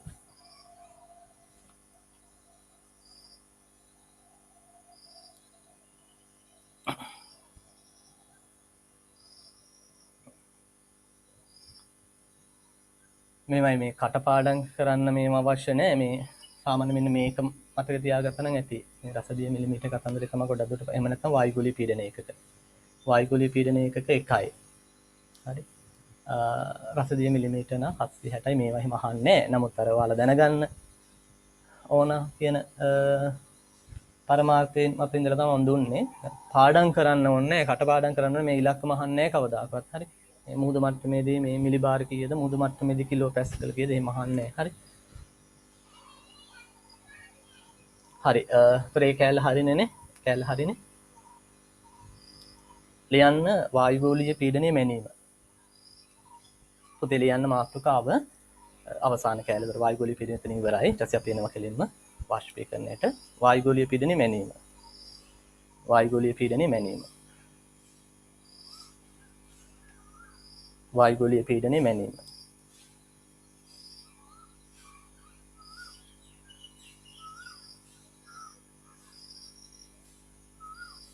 හරි. අහන්න වායුගෝලීය පීඩනය මනින්න ඇතුළේ මොන හරි උපකරණයක් ගන්න වෙනවනේ. අර හැම එකෙම උපකරණ පාවිච්චි කළානේ. මේකටත් උපකරණයක් ගන්නවා අපි. ඒතොර ඒ ගන්න උපකරණයට අපි නමක් දෙනවා. අර දැන් උෂ්ණත්වයේ මනින්න උෂ්ණත්වමාන, වර්ෂාපතනයේ මනින්න වර්ෂාමාන, ඒ වගේම වායුගෝලීය පීඩනය මනින්න අපි කියනවා වායු පීඩන මාන. මොකද්ද අපි ගන්න උපකරණේ නම? වායු පීඩන මාන කියලා කියනවා. අර වගේම තමයි නම හැදෙන්නේ. හරි. උෂ්ණත්වය උෂ්ණත්වමාන, වායුගෝලීය පීඩනය වායු පීඩන මාන කියලා කියනවා. ඒතර ඔය වායු පීඩන මාන වර්ග දෙකක් ගැන අපි මෙතන කතා කරනවා පුතේ. එකක් තමයි ඔය රසදිය වායු පීඩන මානය. සමහරවිට ඔයාලගේ චූටි පන්තියේ ඔයාලා 11 වසරේ එහෙම ඒ සයන්ස් ලැබ් එකට යනකොට ඒක දැකලත් ඇති. ඔය රසදිය වායු පීඩන මානය කියන එක කේශික නලයකට රසදිය පුරවලා හදලා තියෙනවා. රසදිය වායු පීඩන මානය. ඊට පස්සේ තියෙනවා නිර්ද්‍රව වායු පීඩන මානය. හරි. කියන්නේ ඒකට ද්‍රවයක් පාවිච්චි කරන්නේ නැහැ. නිර්ද්‍රව වායු පීඩන මානය කියලා අපි කියන්නේ. ඒතර නිර්ද්‍රව වායු පීඩන මානයක් තමයි බැරෝමීටරය කියන එක. මොකද්ද? බැරෝමීටරය අහලත් ඇති නැතුවත් ඇති. අදාහ ගන්නවනේ. අදාහ ගන්න ඕනේ. හරි. අහලා නැත්නම් අදාහ ගන්න. බැරෝමීටරය. ඒ ඔයාලගේ ලැබ් එකේ ඔයාලා පාවිච්චි කරන ওই බැරෝමීටරය. මේ මෙතනදී මම බැරෝමීටරය ගැන මුකුත් උගන්වන්න බලාපොරොත්තු වෙන්නේ නැහැ. බැරෝමීටරයට අදාළ රූප සටහනක් සමග බැරෝමීටරයට අදාළ ඒ සියලු විස්තර ටික ඔයාලට දුන්න නිබන්ධනයේ ටියුට් එකේ දීලා තියෙනවා මම. ඒ නිසා බැරෝමීටරය ගැන මෙතනදී විශේෂයෙන් මම නෝට් එක නොලියා. මම පැහැදිලි කිරීමක් කරන්න. නෝට් එක ලියන්න දෙන්නේ නැහැ. නෝට් එක ඔයාලගේ ටියුට් එකේ තියෙනවා. එතනින් ඔයාලට බලා ගන්න පුළුවන්. හරි. ඒක පොඩි දෙයක් තියෙන්නේ මහ ලොකු දෙයක් නෑ. හරි. එහෙනම් අපි මෙහෙම ලියාගමු. වායුගෝලීය පීඩනය මැනීමට වායුගෝලීය පීඩනය මැනීමට වායුගෝලීය පීඩනය මැනීමට වායු පීඩන මාන හයිලයිට් කරගන්න. වායු පීඩන මාන. වායු පීඩන මාන හයිලයිට් කරගන්න. වායු පීඩන මාන යොදා ගන්නේ. යොදා ගන්නේ. යොදා ගන්නේ. වායු පීඩන මාන යොදා ගන්නේ.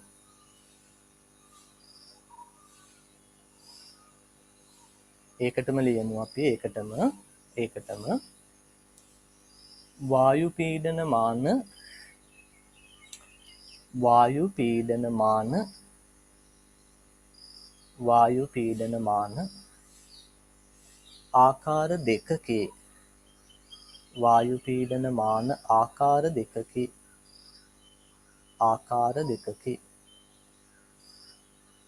වායු පීඩන මාන ආකාර දෙකකේ. right ලියන්න පළවෙනි එක. රසදිය වායු පීඩන මානය. රසදිය වායු පීඩන මානය. රසදිය වායු පීඩන මානය. දෙවෙනි එක නිර්ද්‍රව.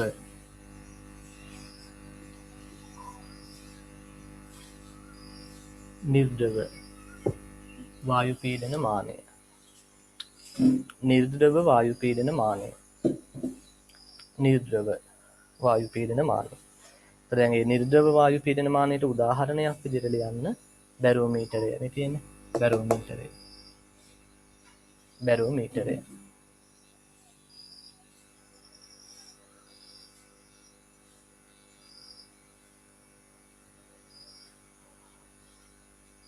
හරි. දැන් මෙහෙමයි. ඔය බැරෝමීටරය මම ඔයාලගේ ටියුට් එකේ රූපය දාලා තියෙනවා. මට ඕනනම් මෙතන පොඩ්ඩක් පොඩ්ඩක් එහෙම යට වෙලා තියෙනවා ටියුට් එකේ රූප සටහන. නමුත් මම ඕනනම් එක ෂෙයා කරන්නම් හැමෝටම බලා ගන්න දැනට. චූට්ටක් මේ සෙටින්ග්ස් වල පොඩි අවුලක් වෙලා තියෙනවා. පොඩ්ඩක් පල්ලෙහාට යන්න තියෙනවා.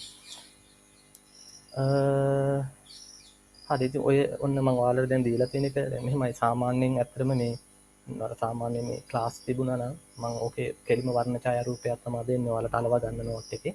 නමුත් දැන් මෙතන ඔයාලට දීලා තියෙන ටියුට් එකේ ඔක බ්ලැක් ඇන්ඩ් වයිට් ඇත්තේ කළු සුදු නැත්තේ. එතකොට දැන් ඕකේ ඔය අර කටු දෙකක් තියෙනවා. ඒ කටු දෙකේ පාට ඔයාලා එකේ එකම පාටින් පේනවා ඇත්තේ.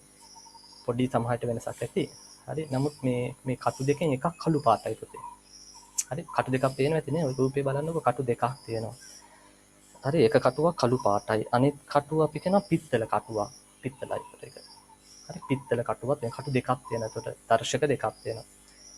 කළු පාට දර්ශකයක් තියෙනවා. පිත්තල දර්ශකයක් තියෙනවා. ඒක එහෙම තියෙනවා. ඊට පස්සේ මේක අර වටේට මේ ඒ ක්‍රමාංකණය කරලා තියෙන පුතේ. සාමාන්‍ය මේක ක්‍රමාංකණය කරන්නේ ගොඩක් දුරට අපි පැස්කල් වලින් ක්‍රමාංකණය කරනවා.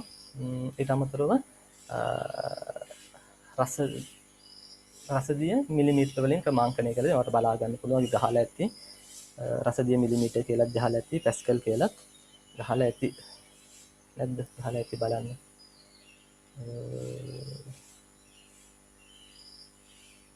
මේක නම් පැස්කල් වලින් නෙමෙයි තියෙන්නේ සෝරි මිලි බාර් වලිනුයි රසදිය මිලිමීටර වලිනුයි තියෙන්නේ. හරි රසදිය මිලිමීටර වලින් තමයි අර යටින් යන 700 ඉඳලා 710 හොම රවුමට ඇතුලෙන් වැටෙන්නේ. එතකොට ඒක තියෙන්නේ රසදිය මිලිමීටර වලින් උඩ අර යනවනේ 930 940 ඒ රවුම යනවනේ ඒක යන්නේ මිලි බාර් වලින්. ඒතර මේ දෙකෙන් තමයි දාලා තියෙන්නේ. ඒ උපකරණය ගැන චුට්ටක් ඔය කතන්දරේ කිව්වේ. මේකයි දැන් මේ අර උපකරණයක් සාමාන්‍යයෙන් භාවිත කරන්න කලින් සමහර උපකරණ අපි මේ ඒ උපකරණ අපි කියන ක්‍රමාංකණය කරගන්න ඕන පුතේ. ඒ කියන්නේ යාව අපි කලින් සකස් කරගන්න ඕනේ. ඒ භාවිතයට ගන්න කලින් පාට අංකයක් ගන්න කලින්. ඒතර ඔයාලා දැනගන්න ඕනේ කොහොමද මේ වායු පීඩන මානය අපි සකස් කරගන්නේ කියන එක. ඕකේ විස්තරය මෙහෙම කියනවා බලන්න. උපකරණයේ ක්‍රමාංකනය හා පාඨාංක ගැනීම ක්‍රමාංකනය කරන අවස්ථාවේ එම ප්‍රදේශයේ වායුගෝලීය පීඩනය අන්තර්ජාලයෙන් ගන්න ඕන. හරි වෙන ගන්න ක්‍රමයක් නෑනේ අන්තර්ජාලයෙන් අපි අරගන්නවා. මේ වෙලාවේ අපි ඉන්න තැන වායු එහෙම පුළුවන්. හරි අන්තර්ජාලයෙන් ගන්න පුළුවන් උෂ්ණත්වයේ සාපේක්ෂ ආර්ද්‍රතාව වායු පීඩනය ඔක්කොම ගන්න පුළුවන්. හරි ඒවට වෙනම සමහර වෙලාවක ඇප් එහෙම තියෙනවා. ඇප් එක ඩවුන්ලෝඩ් කරගත්තම ඔය ඔක්කොම දෙනවා. හරි ඔය වෙදර් කියන්නේ කාලගුණේ සම්බන්ධ ඇප් තියෙනවා. ඔයාලගේ ෆෝන් වලත් සමහරට ඔයාලා ස්ක්‍රීන් එකෙන් පෙන්වන්නේ නැති වලාකුළු වල ස්වභාවය ඉස්සරහට වහිනවද නැද්ද? උෂ්ණත්වයේ කේද සාපේක්ෂ ආර්ද්‍රතාවය කේද සමහරට ඔය ස්මාර්ට්ෆෝන් වල ස්ක්‍රීන් එකේ සමහර වෙලාවක දෙන කියන්නේ ෆෝන් එකටම මේ ඇප් වෙන අවස්ථා තියෙනවා. හරි ඒක වෙනම කාරණයක්. කොහොම හරි අන්තර්ජාලයෙන් ගන්න ඕන. අන්තර්ජාලයෙන් ගන්න ඕන ඒ වෙලාවේ වායුගෝලීය පීඩනය. හරි. ඊට පස්සේ ලබාගත් පීඩනයේ රසදිය මිලිමීටර හෝ පැස්කල් වලට පරිවර්තනය කරගන්න කියනවා. අපි රසදිය මිලිමීටර කියලා හිතමුකෝ. මේක මේ දීලා තියෙන උපකරණය අතන පැස්කල් නෑ ඒකයි. මේක දෙන්නේ මිලි බාර් වලින්. ඊළඟට කුඩා ස්කුරුප්පු නියනක් ආදරේ. මේක දැන් අර පස්ස පැත්ත පේන්නේ නැහැ උපකරණේ. අනිත් පැත්ත පේන්නේ නැහැනේ. ওই පස්ස පැත්ත කියන්නේ පිටිපස්ස පැත්තේ තියෙනවා මේ පොඩි ඇණයක් වගේ කරකවන්න පුළුවන් ස්ක්‍රූ එකක් තියෙනවා. ඒතර ඒක කරකවන්න පුළුවන් ස්කුරුප්පු නියනක් ආධාරයෙන්. ඒතර කියනවා කුඩා ස්කුරුප්පු නියනක් ආධාරයෙන් පීඩන මානය පිටුපස ඇති. පිටිපස්සේ තියෙන පේන්නේ හරි තියෙනවා කියලා හිතන්න දැන්ට. ඇති ස්කුරුප්පුව කරකැවීමෙන් පිත්තල දර්ශකයේ පීඩන මානය මධ්‍ය ස්ථානගත හරියට මැදට ගේනවා. පීඩන මානය හරි මැද්දට ගේනවා. මොන දර්ශකයේද? පිත්තල දර්ශකයේ. හරි මැද්දට ගේනවා. හරිනේ ඔරලෝසුවක වගේ හරියට 12ට සෙට් කරනවා. මේක න සාමාන්‍ය ඔය තියෙන දේ 750ට 18 වගේ අපි සෙට් කරනවා. පසුව කළු පැහැති දර්ශකයේ ප්‍රදේශයේ වායුගෝලීය පීඩනය මත ස්ථානගත කරනවා. කළු පාට එක අපි ප්‍රදේශයේ වායුගෝලීය පීඩනය අපි හිතමුකෝ රසදිය මිලිමීටර 730යි කියලා. එහෙනම් අපි 730 මොකද කරන්නේ? ස්ථානගත කිරීම කරනවා. එතකොට ඒක වෙනස් වෙන්නේ නෑ පුතේ. 730 එක 730ම තියෙනවා. පැහැදිලිද? එතකොට පිත්තල කටුව තමයි එහාට මෙහාට ගමන් කරන්නේ. හරි පිත්තල කටුව තමයි එහාට මෙහාට ගමන් කරන්නේ. පැහැදිලිද? අර්ථ 730ම තියෙනවා. එතකොට අපිට මේ 730 තියාගන්න එකේ වැදගත්කම තමයි අපිට කලින් වායුගෝලීය පීඩනය කොච්චරක්ද තිබුණේ කියන එක වැදගත් වෙනවා මෙතනදී. අපි එක එක නිගමන වලට එනකොට දැන් හිතන්නකෝ දැන් 730 තිබුණා. අපි පැය දෙකකින් විතර පිත්තල කටුවෙන් පාඨාංකය අරගන්නකොට ඒක 600 විතර අඩු වෙලා තිබ්බා කියලා හිතන්න. ඒක 600 විතර අඩු වෙලා තිබුණා. මේ කියන්නේ 600 පාඨාංකයක් ගන්න බෑ. අපි නිකම්ම හිතමුකෝ. 600ට අඩු වෙලා. ඒ කියන්නේ වායුගෝලීය පීඩනයේ තිබුණට වඩා දැන් අඩු වෙලා කියන එකනේ. තිබුණේ 730 නේ අපි මේ උපකරණය සකස් කරනකොට. දැන් මොකද වෙලා තියෙන්නේ 600ට අඩු වෙලා. ඔතන ඒත් එක්ක අපිට නිගමන වලට එන්න පුළුවන්. හරි අපිට උපකල්පන කරන්න පුළුවන් දැන් වායුගෝලීය පීඩනය අඩු වුණොත් අපි කියන ඉස්සරහට වහින්න පුළුවන්. පැහැදිලිද? වායුගෝලීය පීඩනය අඩු වෙනවා කියන්නේ ඉස්සරහට වහින්න පුළුවන්. මොකද වලාකුළු වර්ධනය වෙනවා. හරි වටේම තියෙන සුළං ධාරා එක තැනකට දැන් එකතු වෙන්න පටන් ගන්නවා. ඒතර ඒ ස්ථානයේ අපි කියනවා වලාකුළු වර්ධනය වෙලා වැස්සක් ඇති වෙන්න පුළුවන්. ඕකේ අනිත් පැත්ත හිතුවොත් 730 තිබුණේ 760 වෙලා. 760 වෙලා. වායුගෝලීය පීඩනය වැඩි වෙලා. එහෙනම් අපිට උපකල්පනය කරන්න පුළුවන් ඉස්සරහට වහින්නේ නැහැ. හරි ඉස්සරහට වහින්නේ නැහැ. වලාකුළු නැති පැහැබර අහසක් අපිට ඉස්සරහට බලා ගන්න පුළුවන්. ඒතර අන්න ඒ නිගමනයට එන්න ඕන නිසා තේරුම් ගන්න. නිගමනයට එන්න ඕන නිසා අපි උපකරණය හදන සකස් කරන වෙලාව තියෙනවනේ. ඒ සකස් කරන වෙලාවේ වායුගෝලීය පීඩනය අපි වෙනම එතන සටහන් කරගන්න ඕන. ඒකේ අර කළු පාට කටුවෙන් තමයි ඒතර අපි ඒක සටහන් කරගැනීම කරන්නේ. හරි. ඒතර පිත්තල කටුව තමයි වායුගෝලීය පීඩනය අනුව වෙනස් වෙනවා කියලා අපි කියන්නේ. ඔය ටික තමයි ඔය ඇතුලේ තියෙන කතන්දරේ. ඒක නෝට් එකට ලියන්නේ නෑ මම. ඕක ඔයාලගේ ටියුට් එකේ තියෙනවා. ඒතර ටියුට් එකෙන් බලා ගන්න. දැන් ඔළුවෙත් ඔය ටික තියෙනවනේ. මහ ලොකු දෙයක් නෑ.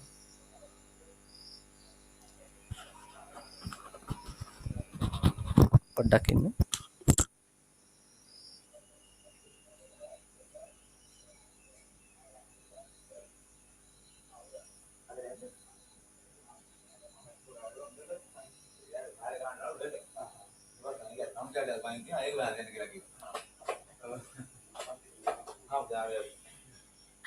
Oke, lanjut ya. Ada yang juga ada itu. Ini gila. Ini kartu gua gitu. Ada yang juga. Keren.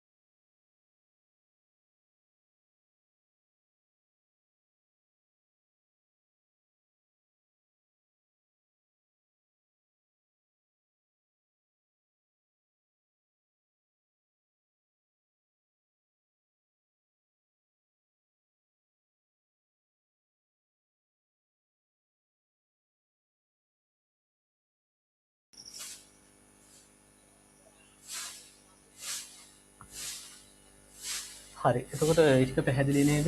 එතකොට ඒක ඔන්න නෝට් එකේ ලියන්නේ නැහැ බැරෝමීටරය සම්බන්ධ කොටස. ටියුට් එකෙන් බලා ගමු අපි.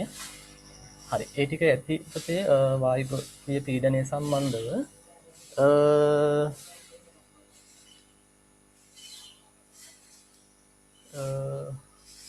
ලියන්න මේ විදිහට වාෂ්පීකරණය.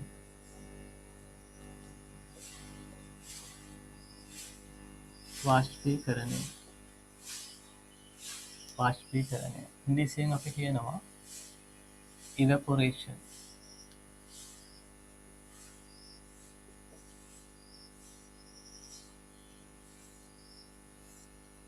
වාෂ්පීකරණය evaporation. වාෂ්පීකරණය ඉංග්‍රීසියෙන් කියනවා අපි evaporation. හරි මේකෙත් එහෙන චුටි කෑල්ලක් තමයි තියෙන්නේ. ඒ චුටි කෑල්ල අපි ඉක්මනට කතා කරමු. පොඩිම කොටසක් තියෙන්නේ. ඉස්සෙල්ලා තේරුම් ගන්න ඕන වාෂ්පීකරණය කියන්නේ මොකක්ද කියන එක.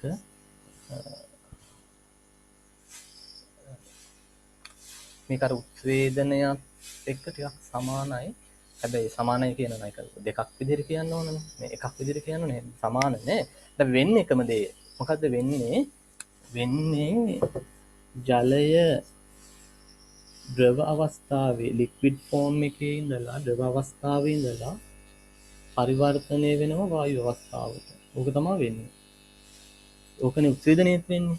හැබැයි වෙන තැන වෙනස්. වෙන තැන වෙනස්. ඒකයි වෙනස. දැන් උත්වේදනය වෙනවා කියන අපි ශාක වලින්නේ. ශාක වලින් තමයි උත්වේදනය වෙන්නේ. අනිකුත් තැන් වලින් ජලයේ වාෂ්ප ලෙස පිට වෙනකොට ඒකට අපි කියනවා වාෂ්පීකරණය. දැන් උදාහරණයක් විදිහට දැන් මෙතන මේ හිතන්න මේ විදිහට භාජනයක පුතේ මේ භාජනයක වතුර තියෙනවා කියලා හිතන්න. මේ භාජනයේ වතුර වාෂ්ප වෙලා අයින් වෙනවා. පුළුවන් නේ අපි භාජනයක් වැවක් කියලා හිතන්න. දැන් වැවේ වතුර ටික අපිට පෙවුන්නේ නැතුනට ওই වැවේ වතුර ජලයේ ටික මොකද වෙන්නේ? වාෂ්ප වෙවි අයින් වෙවි යනවා. එහෙනම් ඒ මොකද්ද වෙන්නේ? වාෂ්පීකරණය. ඕක තමයි කියන්නේ වාෂ්පීකරණය. අපි සාමාන්‍යයෙන් අර්ථ දක්වනවා විවෘත ජල පෘෂ්ඨයකින් ජලයේ වාෂ්ප ලෙස වායුගෝලයට පිට වෙනවා නම් ඒක වාෂ්පීකරණය. විවෘත ජල පෘෂ්ඨයකින් ජලයේ වාෂ්ප ලෙස පිටවීමට අපි කියනවා මොකක් කියලාද? වාෂ්පීකරණය කියලා. එතකොට මේ වාෂ්පීකරණය මනින්න අපි පාවිච්චි කරන වාෂ්පීකරණ තැටිය. මොකද පාවිච්චි කරනවා කියන්නේ වාෂ්පීකරණ තැටිය කියන උපකරණය පාවිච්චි කරනවා. මම එතෙන් දෙන්න කැල ලියන්න මේ විදිහට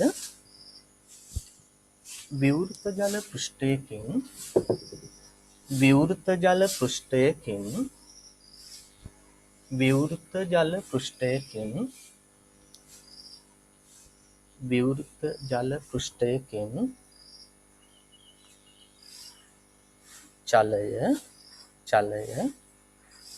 විවෘත ජල පෘෂ්ඨයකින් චලය වාෂ්ප ලෙස වායුගෝලයට වාෂ්ප ලෙස වායුගෝලයට වාෂ්ප ලෙස වායුගෝලයට වාෂ්ප ලෙස වායුගෝලයට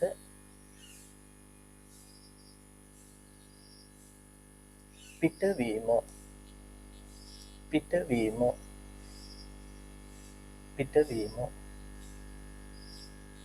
වාෂ්පීකරණය ලෙස හැඳින්වේ. වාෂ්පීකරණය ලෙස හැඳින්වේ. වාෂ්පීකරණය ලෙස හැඳින්වේ.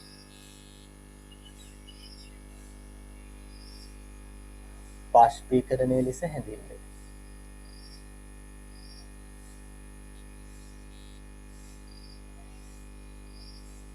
වෙනම රූලකින් ලියන්න මාතෘකා ලියදී ඉන්න අවශ්‍ය නැහැ. මේ කෑලි වල අපි එකපාර ලියලා දාමු.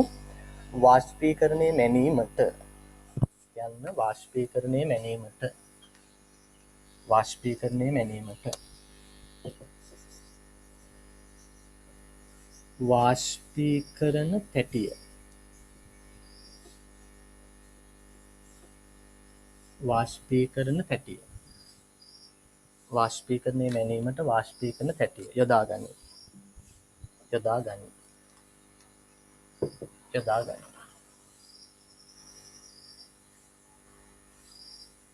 ඒකටම ලියන්න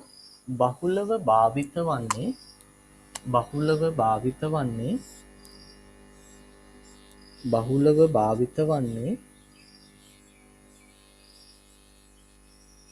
ලියන්න මේ විදිහට ඒ පන්තිය කියන්නේ අර මේ ඔයාලගේ ඉස්කෝල වල ඒ පන්තිය නෙමෙයි මේක ඒ කියලා කියන්නේ ඇමරිකන් කියන එක ඇත්තටම හරි ඇමරිකන් ක්ලාස් කියලා කියන්නේ අපි ඒක අපි කෙටියෙන් කියන්නේ ඒ පන්තියේ වාෂ්පීකරණ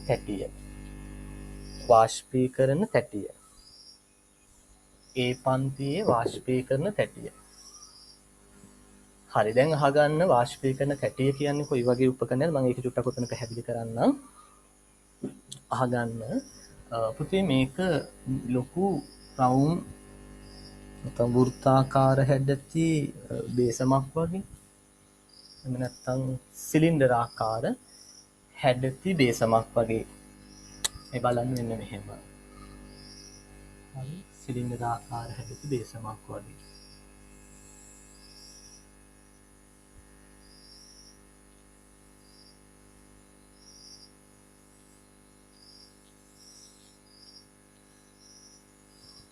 මේ වගේ මේක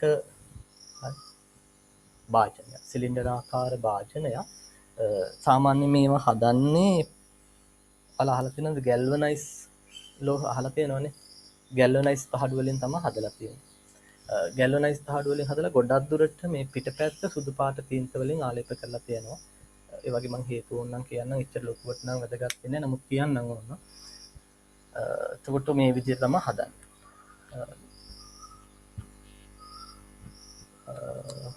මේක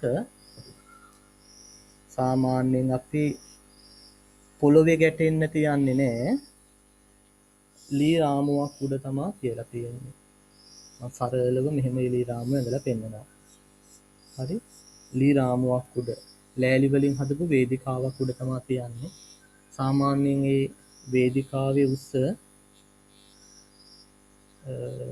සෙන්ටිමීටර 15ක් වෙන්න ඕන කියලා අපි කියනවා ඉස්සරහට හේතු පැහැදිලි කරන්නම් මේ කොටසේදී මේ කාලගුණික මධ්‍යස්ථානය ගැන කතා කරනකොට ඒ හේතුව කියලා දෙන්න දැනට හොම මතක තියාගන්න. ඊළඟට මේකට වතුර පුරවනවා පුතේ අපි. මේකට වතුර පුරවනවා. ඔය විදිහට වතුර පුරවලා තියෙනවා. හරි මේ තියෙන ජල මට්ටම.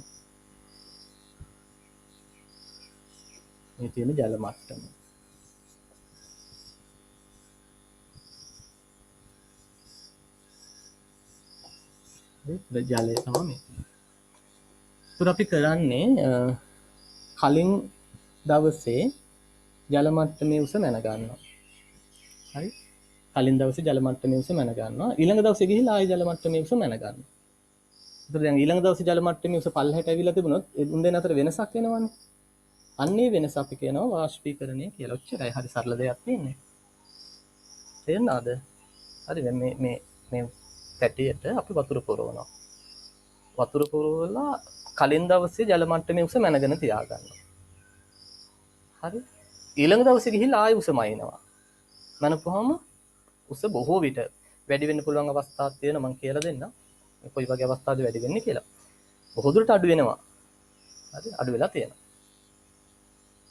ඒතොර මේ වෙනසින් ඇති වෙලා තියෙන වෙනසින් අපිට පුළුවන් කොච්චර වාෂ්පීකරණයක් වුණාද කියලා මනින්නේ මිලිමීටර වලින් පුතේ. මොකද ඒකකය මිලිමීටර වලින් තමයි මැනගන්නේ අපි. හරි මතක තියාගන්න මිලිමීටර වලින් මැනගන්න. පැහැදිලිද? එතකොට සාමාන්‍ය මතක කියන්න බැරි වුණේ තත්ත්වය නම් මේකේ උස ඒක කියන්න ඕන අනිවාර්යයෙන් ඒ දැනගත යුතුයි ඔයාලා. උස සෙන්ටිමීටර 25යි. ඒ වගේම මේක ටික ලොකු තැටියක් මේකේ විස්කම්භය හරි මේකේ විස්කම්භය සෙන්ටිමීටර 120ක් විස්කම්භය තියෙනවා. ඒ කියන්නේ මීටර 1.2ක්. ලොකු තැටියක් සමහර ඔයා දැකලත් ඇති ඉස්කෝලේ වලත් ඇති සමහර විට මීටර 1.2ක විස්කම්භයක් තියෙනවා. සෙන්ටිමීටර 120ක විස්කම්භයක් තියෙනවා. ඊට පස්සේ මේ ඔක්කොම මේ ඇත්තටම BST වලට එහෙම ලොකුවට ප්‍රශ්න කරන්නේ නැහැ. නමුත් මම ඒ උප කැලි ටික ඔක්කොම කියලා දාන්න නැත්නම් අඩුවක් වෙනවනේ. මේක ඇතුලේ පුතේ මෙන්න මේ වගේ තව කුඩා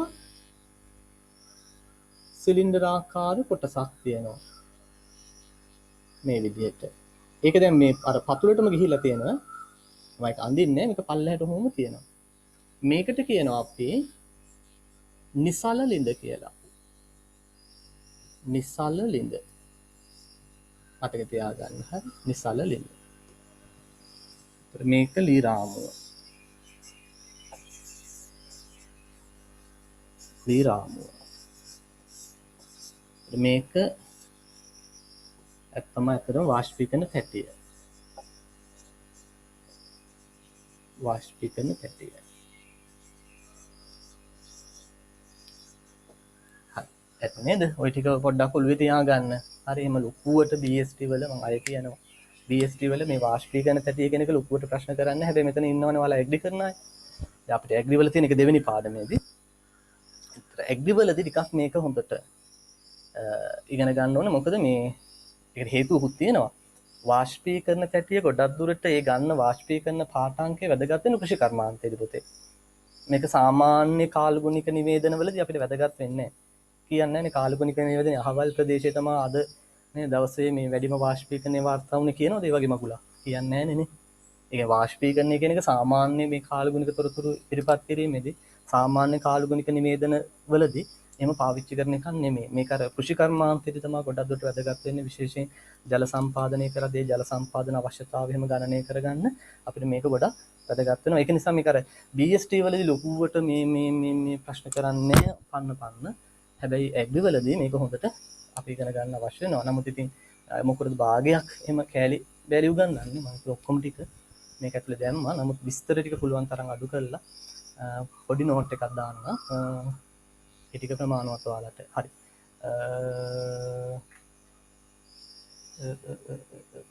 චුටි මාතෘකාවක් ගන්න වාෂ්පීකරණ තැටිය කියලා. චුටි මාතෘකාවක් ගන්න වාෂ්පීකරණ තැටිය කියලා. චුටි මාතෘකාවක් ගන්න වාෂ්පීකරණ තැටිය කියලා. වාෂ්පීකරණ තැටිය. හරි. මෙහෙම ලියන්න. පොඩි නෝට් එකක් කෑල්ලක් දාන්න. ලියන්න මේ විදිහට.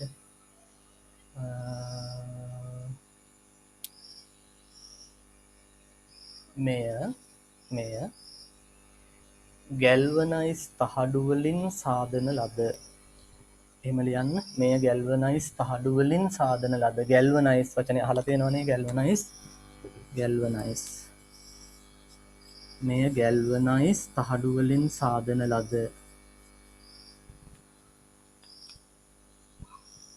විස්කම්භය සෙන්ටිමීටර 120ක් හා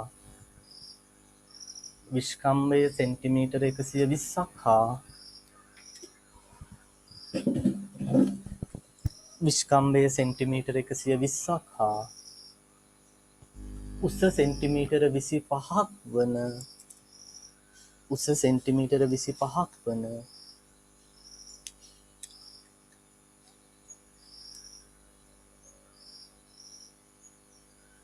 උස සෙන්ටිමීටර 25ක් වන සිලින්ඩරාකාර තැටියකි සිලින්ඩරාකාර තැටියකි සිලින්ඩරාකාර තැටියකි සිලින්ඩරාකාර තැටියකි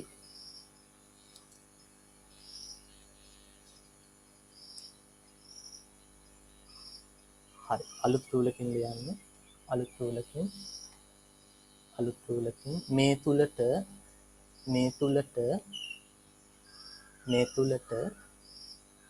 ජලය පුරවා ඇත ජලය පුරවා ඇත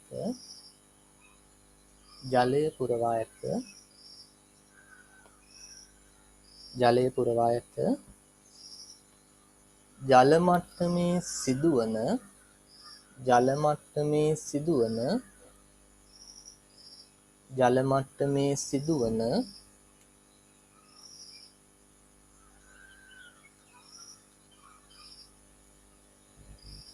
වෙනස මගින් ජල මට්ටමේ සිදුවන වෙනස මගින්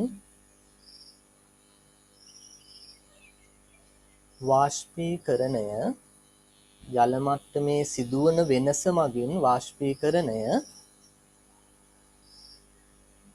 ලියන්න මිලිමීටර මිලිමීටර වලින් වරහන් ඇතුළේ ml මිලිමීටර වලින් වරහන් ඇතුළේ ml මිලිමීටර වලින් මැනගනු ලැබේ මිලිමීටර වලින් මැනගනු ලැබේ. හරි. දාගන්න පොඩි රූපයක්. ඉක්මනට දාගන්න විනාඩි 2ක් විතර දෙන්න. රූපයක් දාගන්න.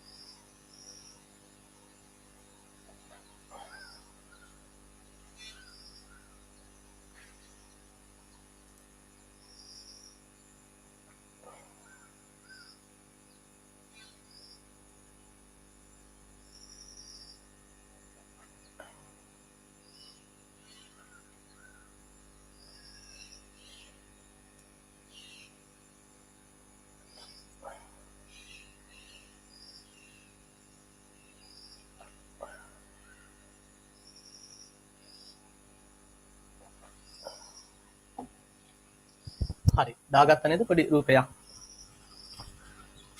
උපකරණය ගැන ඔන්න දැන් අයිඩියා එකක් තියෙනවනේ. තව චූටි දෙයක් ඔකට සටහන් කරගමු. මේ නිසල්ල ලිඳ වැදගත් වෙන්නේ ඇයි කියන එක සහ මම මේ ගැල්වනයිස් හඩුව පිටපැත්ත මං කියන සුදු පාට ගාලා තියෙනවා කියලා. ඇයි ළමයි මේ සුදු පාට ගාන්නේ? පැටිය වටේට සුදු පාට ගන්න මේකයි කතන්දරේ. දැන් ඔයාලා චුටි කාලේ ඉගෙනගෙන ඉතින් විද්‍යාවට එන්න මේ සුදු පෘෂ්ඨයකට ආලෝකය වැටුනහම මොකද වෙන්නේ? පරාවර්තනය වෙනවනේ. දැන් කළු පෘෂ්ඨයකට ආලෝකය වැටුනහම උරා ගන්නවා. හරි කළු පෘෂ්ඨ මගින් කරන්නේ ආලෝකය උරා ගන්නවා.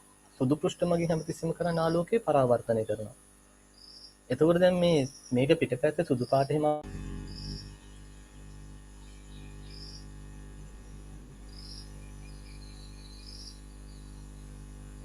හරි කනෙක්ෂන් එකේ පොඩි අවුලක් ආවා. නැවත කියන්න වෙනවා ඉතින් අපරාධ කමක් නැහැ මෙහෙම අහගන්නකො දැන් මේ මොකද්ද මං කිව්වේ සුදු පෘෂ්ඨය මගෙන් ආලෝකය පරාවර්තනය කරනවා. එතකොට මේ තැටිය රත් වෙන එක වලකිනවා පොතේ. දැන් මේ තැටිය අනවශ්‍ය ලෙස රත් වුණොත් ජලයේ වාෂ්ප වෙන ප්‍රමාණය මොකද වෙන්නේ? වැඩි වෙනවා. එතකොට අපි අර ගන්න වාෂ්පීකරණ පාඨාංකය වැරදි. ඒක දෝෂ සහිත පාඨාංකයක්. ඒ නිසා තමයි සුදු පාටින් ආලේප කරලා තියෙන්නේ. එතකොට ඊළඟට නිසල ලිඳ. ඇයි මේ පොඩි බම්බුවක් වගේ එකක් මේ බම්බු ගහන්නද මේක ඇතුලට දාලා තියෙන්නේ? බම්බුවක් වගේ නේ තියෙන්නේ. මම කිය මේක බටයක් සිලින්ඩර් ආකාර බටයක් තියෙන මේ වගේ. ඒක එළියට ගත්තොත් මේ වගේ තියෙනවා. මොම් බටයක් තියෙනවා. හරි ඒතර ඔයාලා හොඳට මතක තියාගන්න. දැන් අර ජල මට්ටමේ උස මයින්නවා කියවනේ මම. ඒ ජල මට්ටමේ උස මයින්ව නිසල ලිඳ තුලදී. මේක ඇතුලෙන් තමයි ජල මට්ටමේ උස ගන්න. මෙහෙන් ගන්නෑ. හරි මේ නිසල ලිඳෙන් තමයි ජල මට්ටමේ උස ගන්න. ඒකට හේතුවක් තියෙනවා පොතේ. ඔය ජල පෘෂ්ඨය ලොකු වෙනකොට ජල තරංග එහෙම නැත්නම් අපි කියනවා නිකන් අර වේව්ස් තරංග තමයි තියෙන්නේ. දිය රැලි වගේ දේවල් ඇති වෙනවා මෙහෙම. ජල තරංග ඇති වෙනවා. ඒතකොට ජල තරංග ඇති වුණාම මේ ජල මට්ටමේ උස එක මට්ටමක තියෙන්නේ නැහැ පොතේ. ඔයාලා හොඳට බැලුවොත් ජල මට්ටම මෙහෙම ඉහළ පහළ යනවා. හරිද? ඉහළ පහළ යනවා. ඒතකොට අර එක පාඨාංකයක් ගන්න බෑ. හැබැයි ජල පෘෂ්ඨය කුඩා වෙනකොට එහෙම ජල තරංග ඇති වෙන්නේ නැහැ. එහෙනම් මතක තියාගන්න අපි නිසල ලිඳ පාවිච්චි කරන්නේ ජල පෘෂ්ඨය කුඩා කරලා අර දිය රැලි නැත්නම් ජල තරංග ඇති වෙන එක වළක්වගෙන පාඨාංකය නිවැරදිව අරගන්න. ඒක යොදා ගන්න. කතන්දරේ පැහැදිලි නේද ඒකේ? දැන් හිතන්නකො ලොකු වැවක් වගේ එකක් පරාක්‍රම සමුද්‍රය වගේ ගත්තොත් නේද? ඔයාලා ගිහිලා තියෙනවනේ. ඒ වගේ ජල පෘෂ්ඨය විශාල නිසා ලොකු දිය රැලි ඇති වෙනවා. මුහුදට ගියාට පස්සේ ඊට වඩා විශාල දිය රැලි ඇති වෙනවා. මොකද ඒක මහා ජල ස්කන්ධයක් නිසා. හරි. හැබැයි අපි කුඩා ජල පෘෂ්ඨයකට ගියොත් ඒකේ මහා ලොකුට නෑ පොඩි ප්‍රමාණයක්. මේකෙත් මහා ලොකුවට නෑ. ඔයාලා මුහුද බලන්න කියලා මේ තැටිය ගාවට යන්න එපා. එහෙම ලොකුවට මේක දිය රැලි ඇති වෙන්නේ නෑ. ඇවිල්ලා තැටිය බිත්තිය වදින ඩෝන් ගන්න. එහෙම නෑ. ඒවට යම් ප්‍රමාණයකට මේකේ දිය රැලි ඇති වෙනවා. ඒක මිලිමීටර කිහිපයක ඉහළ පහළ යාමක් වුණත් අපේ පාඨාංකයට බලපෑමක් ඇති වෙනවා. පැහැදිලිද? ඒක වළක්ව ගන්න තමයි අපි ජල පෘෂ්ඨය කුඩා කරලා එතනින් පාඨාංකය ගන්න. ඒක විශාල ලිඳ වැදගත් වෙනවා ඒකට. හරි. එහෙනම් ලියන්නකො මෙහෙම. යටින් ලියන්න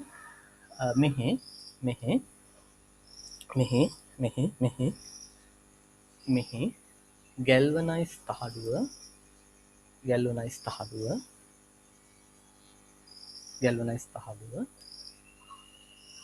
සුදු තීන්ත වලින් ආලේප කර ඇත. සුදු තීන්ත වලින් ආලේප කර ඇත. හරි සුදු තීන්ත වලින් ආලේප කර ඇත.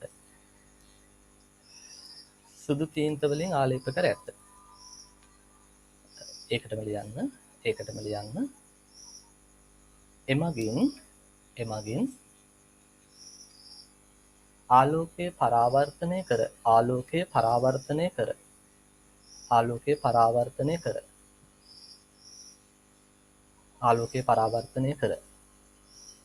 එමගින් ආලෝකය පරාවර්තනය කර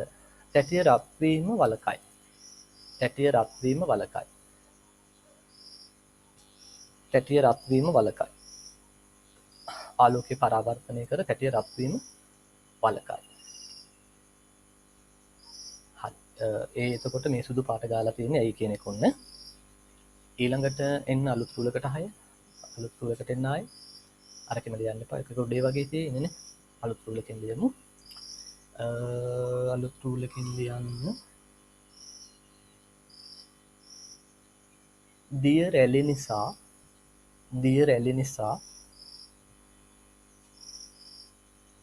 ඇතිවන දෝෂය ඉවත් කර ඇතිවන දෝෂය ඉවත් කර දිය රැලි නිසා ඇතිවන දෝෂය ඉවත් කර දිය රැලි නිසා ඇතිවන දෝෂය ඉවත් කර ජල මට්ටමේ උස ජල මට්ටමේ උස ජල මට්ටමේ උස නිවැරදිව මැන ගැනීම සඳහා නිවැරදිව මැන ගැනීම සඳහා ජල මට්ටමේ උස නිවැරදිව මැන ගැනීම සඳහා නිසලලින්ද වැදගත් වේ. නිසලලින්ද වැදගත් වේ. නිසලලින්ද වැදගත් වේ. නිසලලින්ද වැදගත් වේ. හරි. ඇති.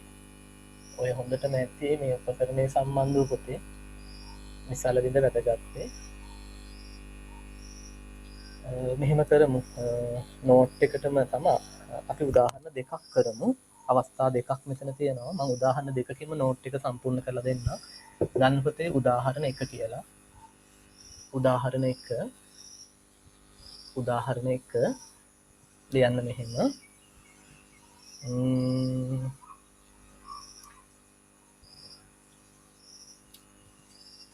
වාෂ්පීකරණ තැටියේ වාෂ්පීකරණ තැටියක වාෂ්පීකරණ තැටියක වාෂ්පීකරණ තැටියක පෙරදින පාඨාංකය පෙරදින පාඨාංකය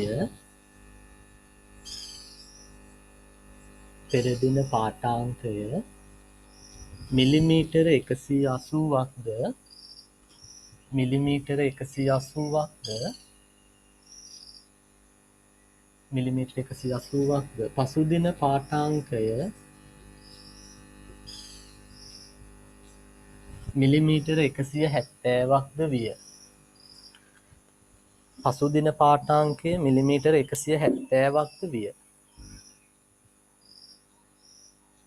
වාෂ්පීකරණය ගණනය කරන්න. වාෂ්පීකරණය ගණනය කරන්න.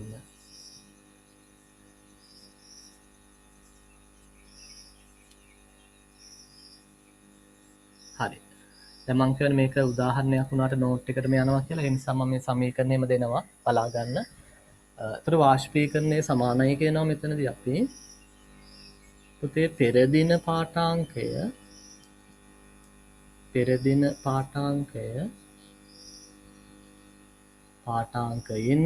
අඩු කරනවා පසුදින පාඨාංකය.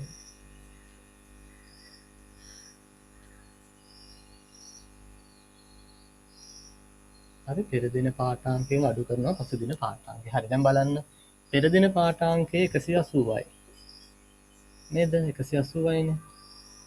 පසුදින පාඨාංකය 170යි. 170යි. එහෙනම් සරල කාරණයක් තියෙන්නේ 180 170 අඩු කරන්න 10යි මිලිමීටර. පැහැදිලි නේද? රයිට්. දාගන්න ඉක්මනට නෝට් එක. දාගන්න ඉක්මනට නෝට් එක.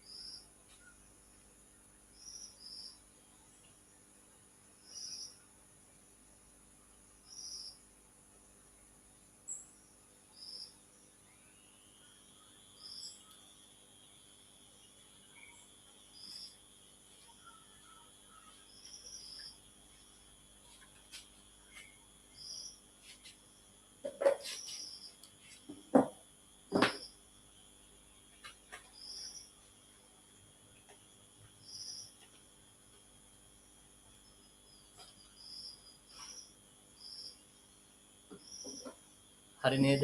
right. උදාහරණ දෙක දාගන්න. උදාහරණ දෙක. දෙවෙනි උදාහරණය.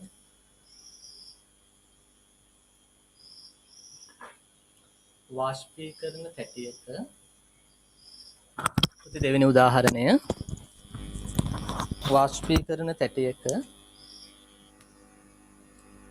පෙරදින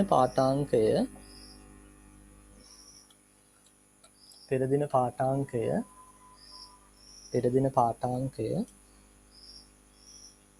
මිලිමීටර 175ක්ද මිලිමීටර 175ක්ද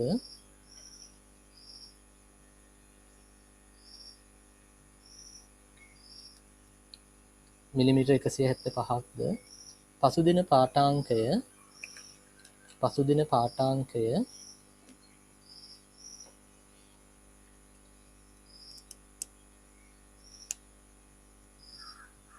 මිලිමීටර 180ක්ද විය. පසුදින පාඨාංකය මිලිමීටර 180ක්ද විය. පසුදින පාඨාංකය මිලිමීටර 180ක්ද විය. හරි. දැන් නිකන් ඕක වැරදි වගේ පේන්න ඕන. නේ වැරදි වගේ නිකන් පේන්නේ නැද්ද? අහන්නකො දැන් පෙරදින පාඨාංකයෙන් පුතේ උතන කියනවා 175යිලු. හරි පෙරදින පාඨාංක 175යිලු. පසුදින පාඨාංකය අතර වෙන්න ඕනේ අඩු වෙන එකනේ. හැබැයි මෙතන මේ කියනවා කීයයිලුද? 180යිලු. 180යිලු. එහෙනම් මොකක් හරි තව මොකක් හරි වෙලා පේනවා මෙතන. හරි. මෙහෙම වෙන්නේ පුතේ වැස්සෝ. වැහැලා තැටියට වතුර එකතු වෙලා තියෙන්නේ. අපි හිතමු ඔය කියපු දවසේ ඔය පාඨාංක දෙක ගත්ත කාල සීමාව තියෙන ඒ අතර කාල සීමාව තියෙන. ඒකේ මිලිමීටර 20ක වැස්සක් ලැබුණා කියලා හිතමු. හරි. මිලිමීටර 20ක වැස්සක් ලැබුණා කියලා හිතන්න. ඒ මිලිමීටර 20ක වැස්සක් ලැබුණු නිසා තමයි පස්සේ දවසේ ජල මට්ටමත් උඩට ගිහිල්ලා තියෙන්නේ. හරි ඒ ඇරෙන්න මේ වාෂ්පීකරණ ඍණ 5යි එහෙම වෙන්නේ නැහැ. හරි. ඍණ වාෂ්පීකරණ නැහැ. වාෂ්පීකරණයක් නොවෙනවා වෙන්න පුළුවන්. ඍණ වාෂ්පීකරණ තියෙන්න බෑ. එනම් එකම කතන්දරේ මේ කියන දවසේ වැහැලා තියෙනවා. ගාන සම්පූර්ණ කරගන්න. එදින එම ප්‍රදේශයට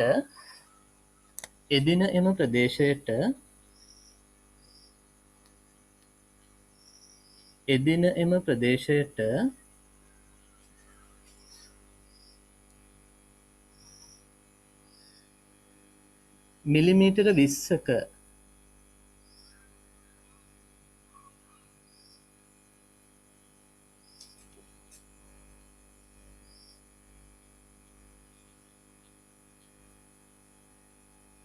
මිලිමීටර 20ක වර්ෂාවක් ලැබුණේ නම්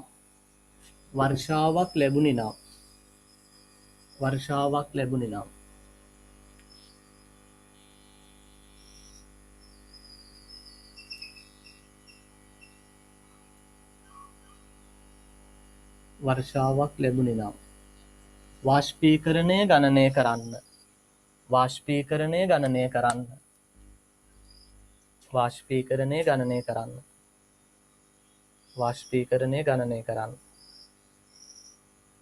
හරි. ඔන්න ගාන මෙන්න සමීකරණය. එතකොට වාෂ්පීකරණය සමානයි කියනවා බලන්න පුතේ. වාෂ්පීකරණය සමානයි කියනවා අපි පෙරදින පාඨාංකයට අපි ඉස්සෙල්ලා මොකද කරන්න ඕනේ? වර්ෂාපතන එකතු කර ගන්නවා. එතකොට නිකන් අපිට හිතෙනවා පෙරදින පාඨාංකය එතකොට අර වර්ෂාවත් එකතු වුණාට පස්සේ ජල මට්ටම උඩ ගිහිල්ලා තියෙනවා. ඊට පස්සේ අපි මොකද කරන්නේ? පසුදින පාඨාංකය අඩු කරනවා. රයිට් මේ බලන්න එතකොට පෙරදින පාඨාංකය කීයද පුතේ? 175යි මිලිමීටර්. ඒකට එකතු කළා අපි 20. හරි. ඒකෙන් අඩු කරනවා අපි 180. හරි මිලිමීටර් පේන්නේ තියෙන්නේ. හදාගන්න. පොඩ්ඩක් මෙහාට ගන්න. 175 මිලිමීටර් එකතු කළා අලප් ලියා ගන්න. 20යි මිලිමීටර් අඩු කළා පුතේ 180යි මිලිමීටර්. හරි. එතකොට 175යි ඔක්කොම 195 මිලිමීටර් අඩු කළා 180යි මිලිමීටර්. එතකොට කීයද? 15යි මිලිමීටර්. පැහැදිලි නේද? අමාරුවක් නෑ. අර එක දෙයයි පොඩි වෙනසයි එන්නේ. වර්ෂාපතනයක් ලැබිලා තියෙන නිසා ඔය කියන දවසේ පෙර දින පාඨාංකයට වර්ෂාපතන එකතු කරලායි අපි පසුදින පාඨාංකය අඩු කරන්නේ. රයිට් හදාගන්න.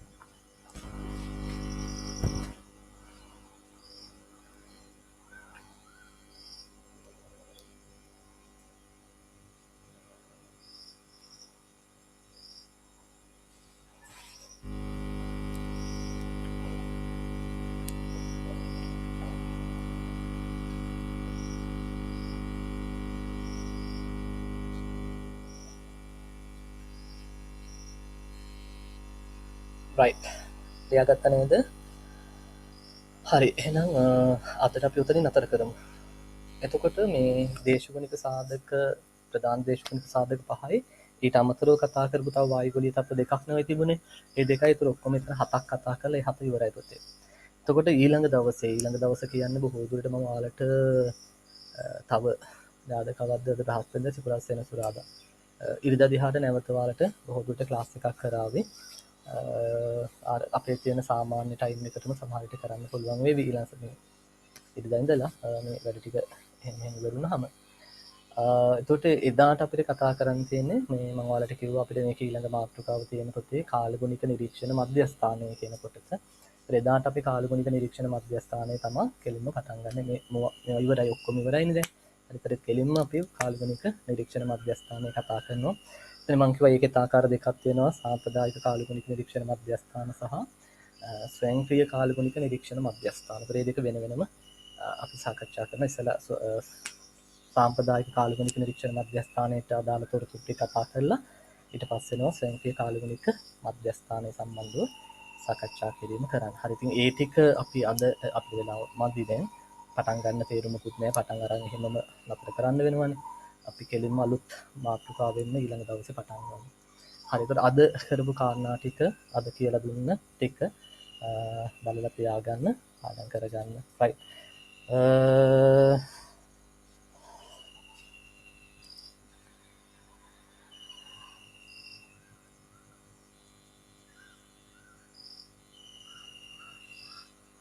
හොඳයි ස්ක්‍රීන් එකට වෙනවා කියලා දැන් හරි ගියානේ හරි එහෙනම් අදට අපි නතර කරමු හරි ඉතුරු ටික එහෙනම් අපි ඊළඟට ක්ලාස් එක දාන දවස බලලා එදාට සාකච්ඡා කරමු හොඳයි අපි එහෙනම් ඔය ටික බලගෙදරින් හොඳට පාඩම් කරගන්න බලා ගන්න අපි ඊළඟ දවසේ ඉතුරු ටිකෙන් පටන් ගමු right එහෙනම් හැමෝටම පුතේ ආයුබෝවන්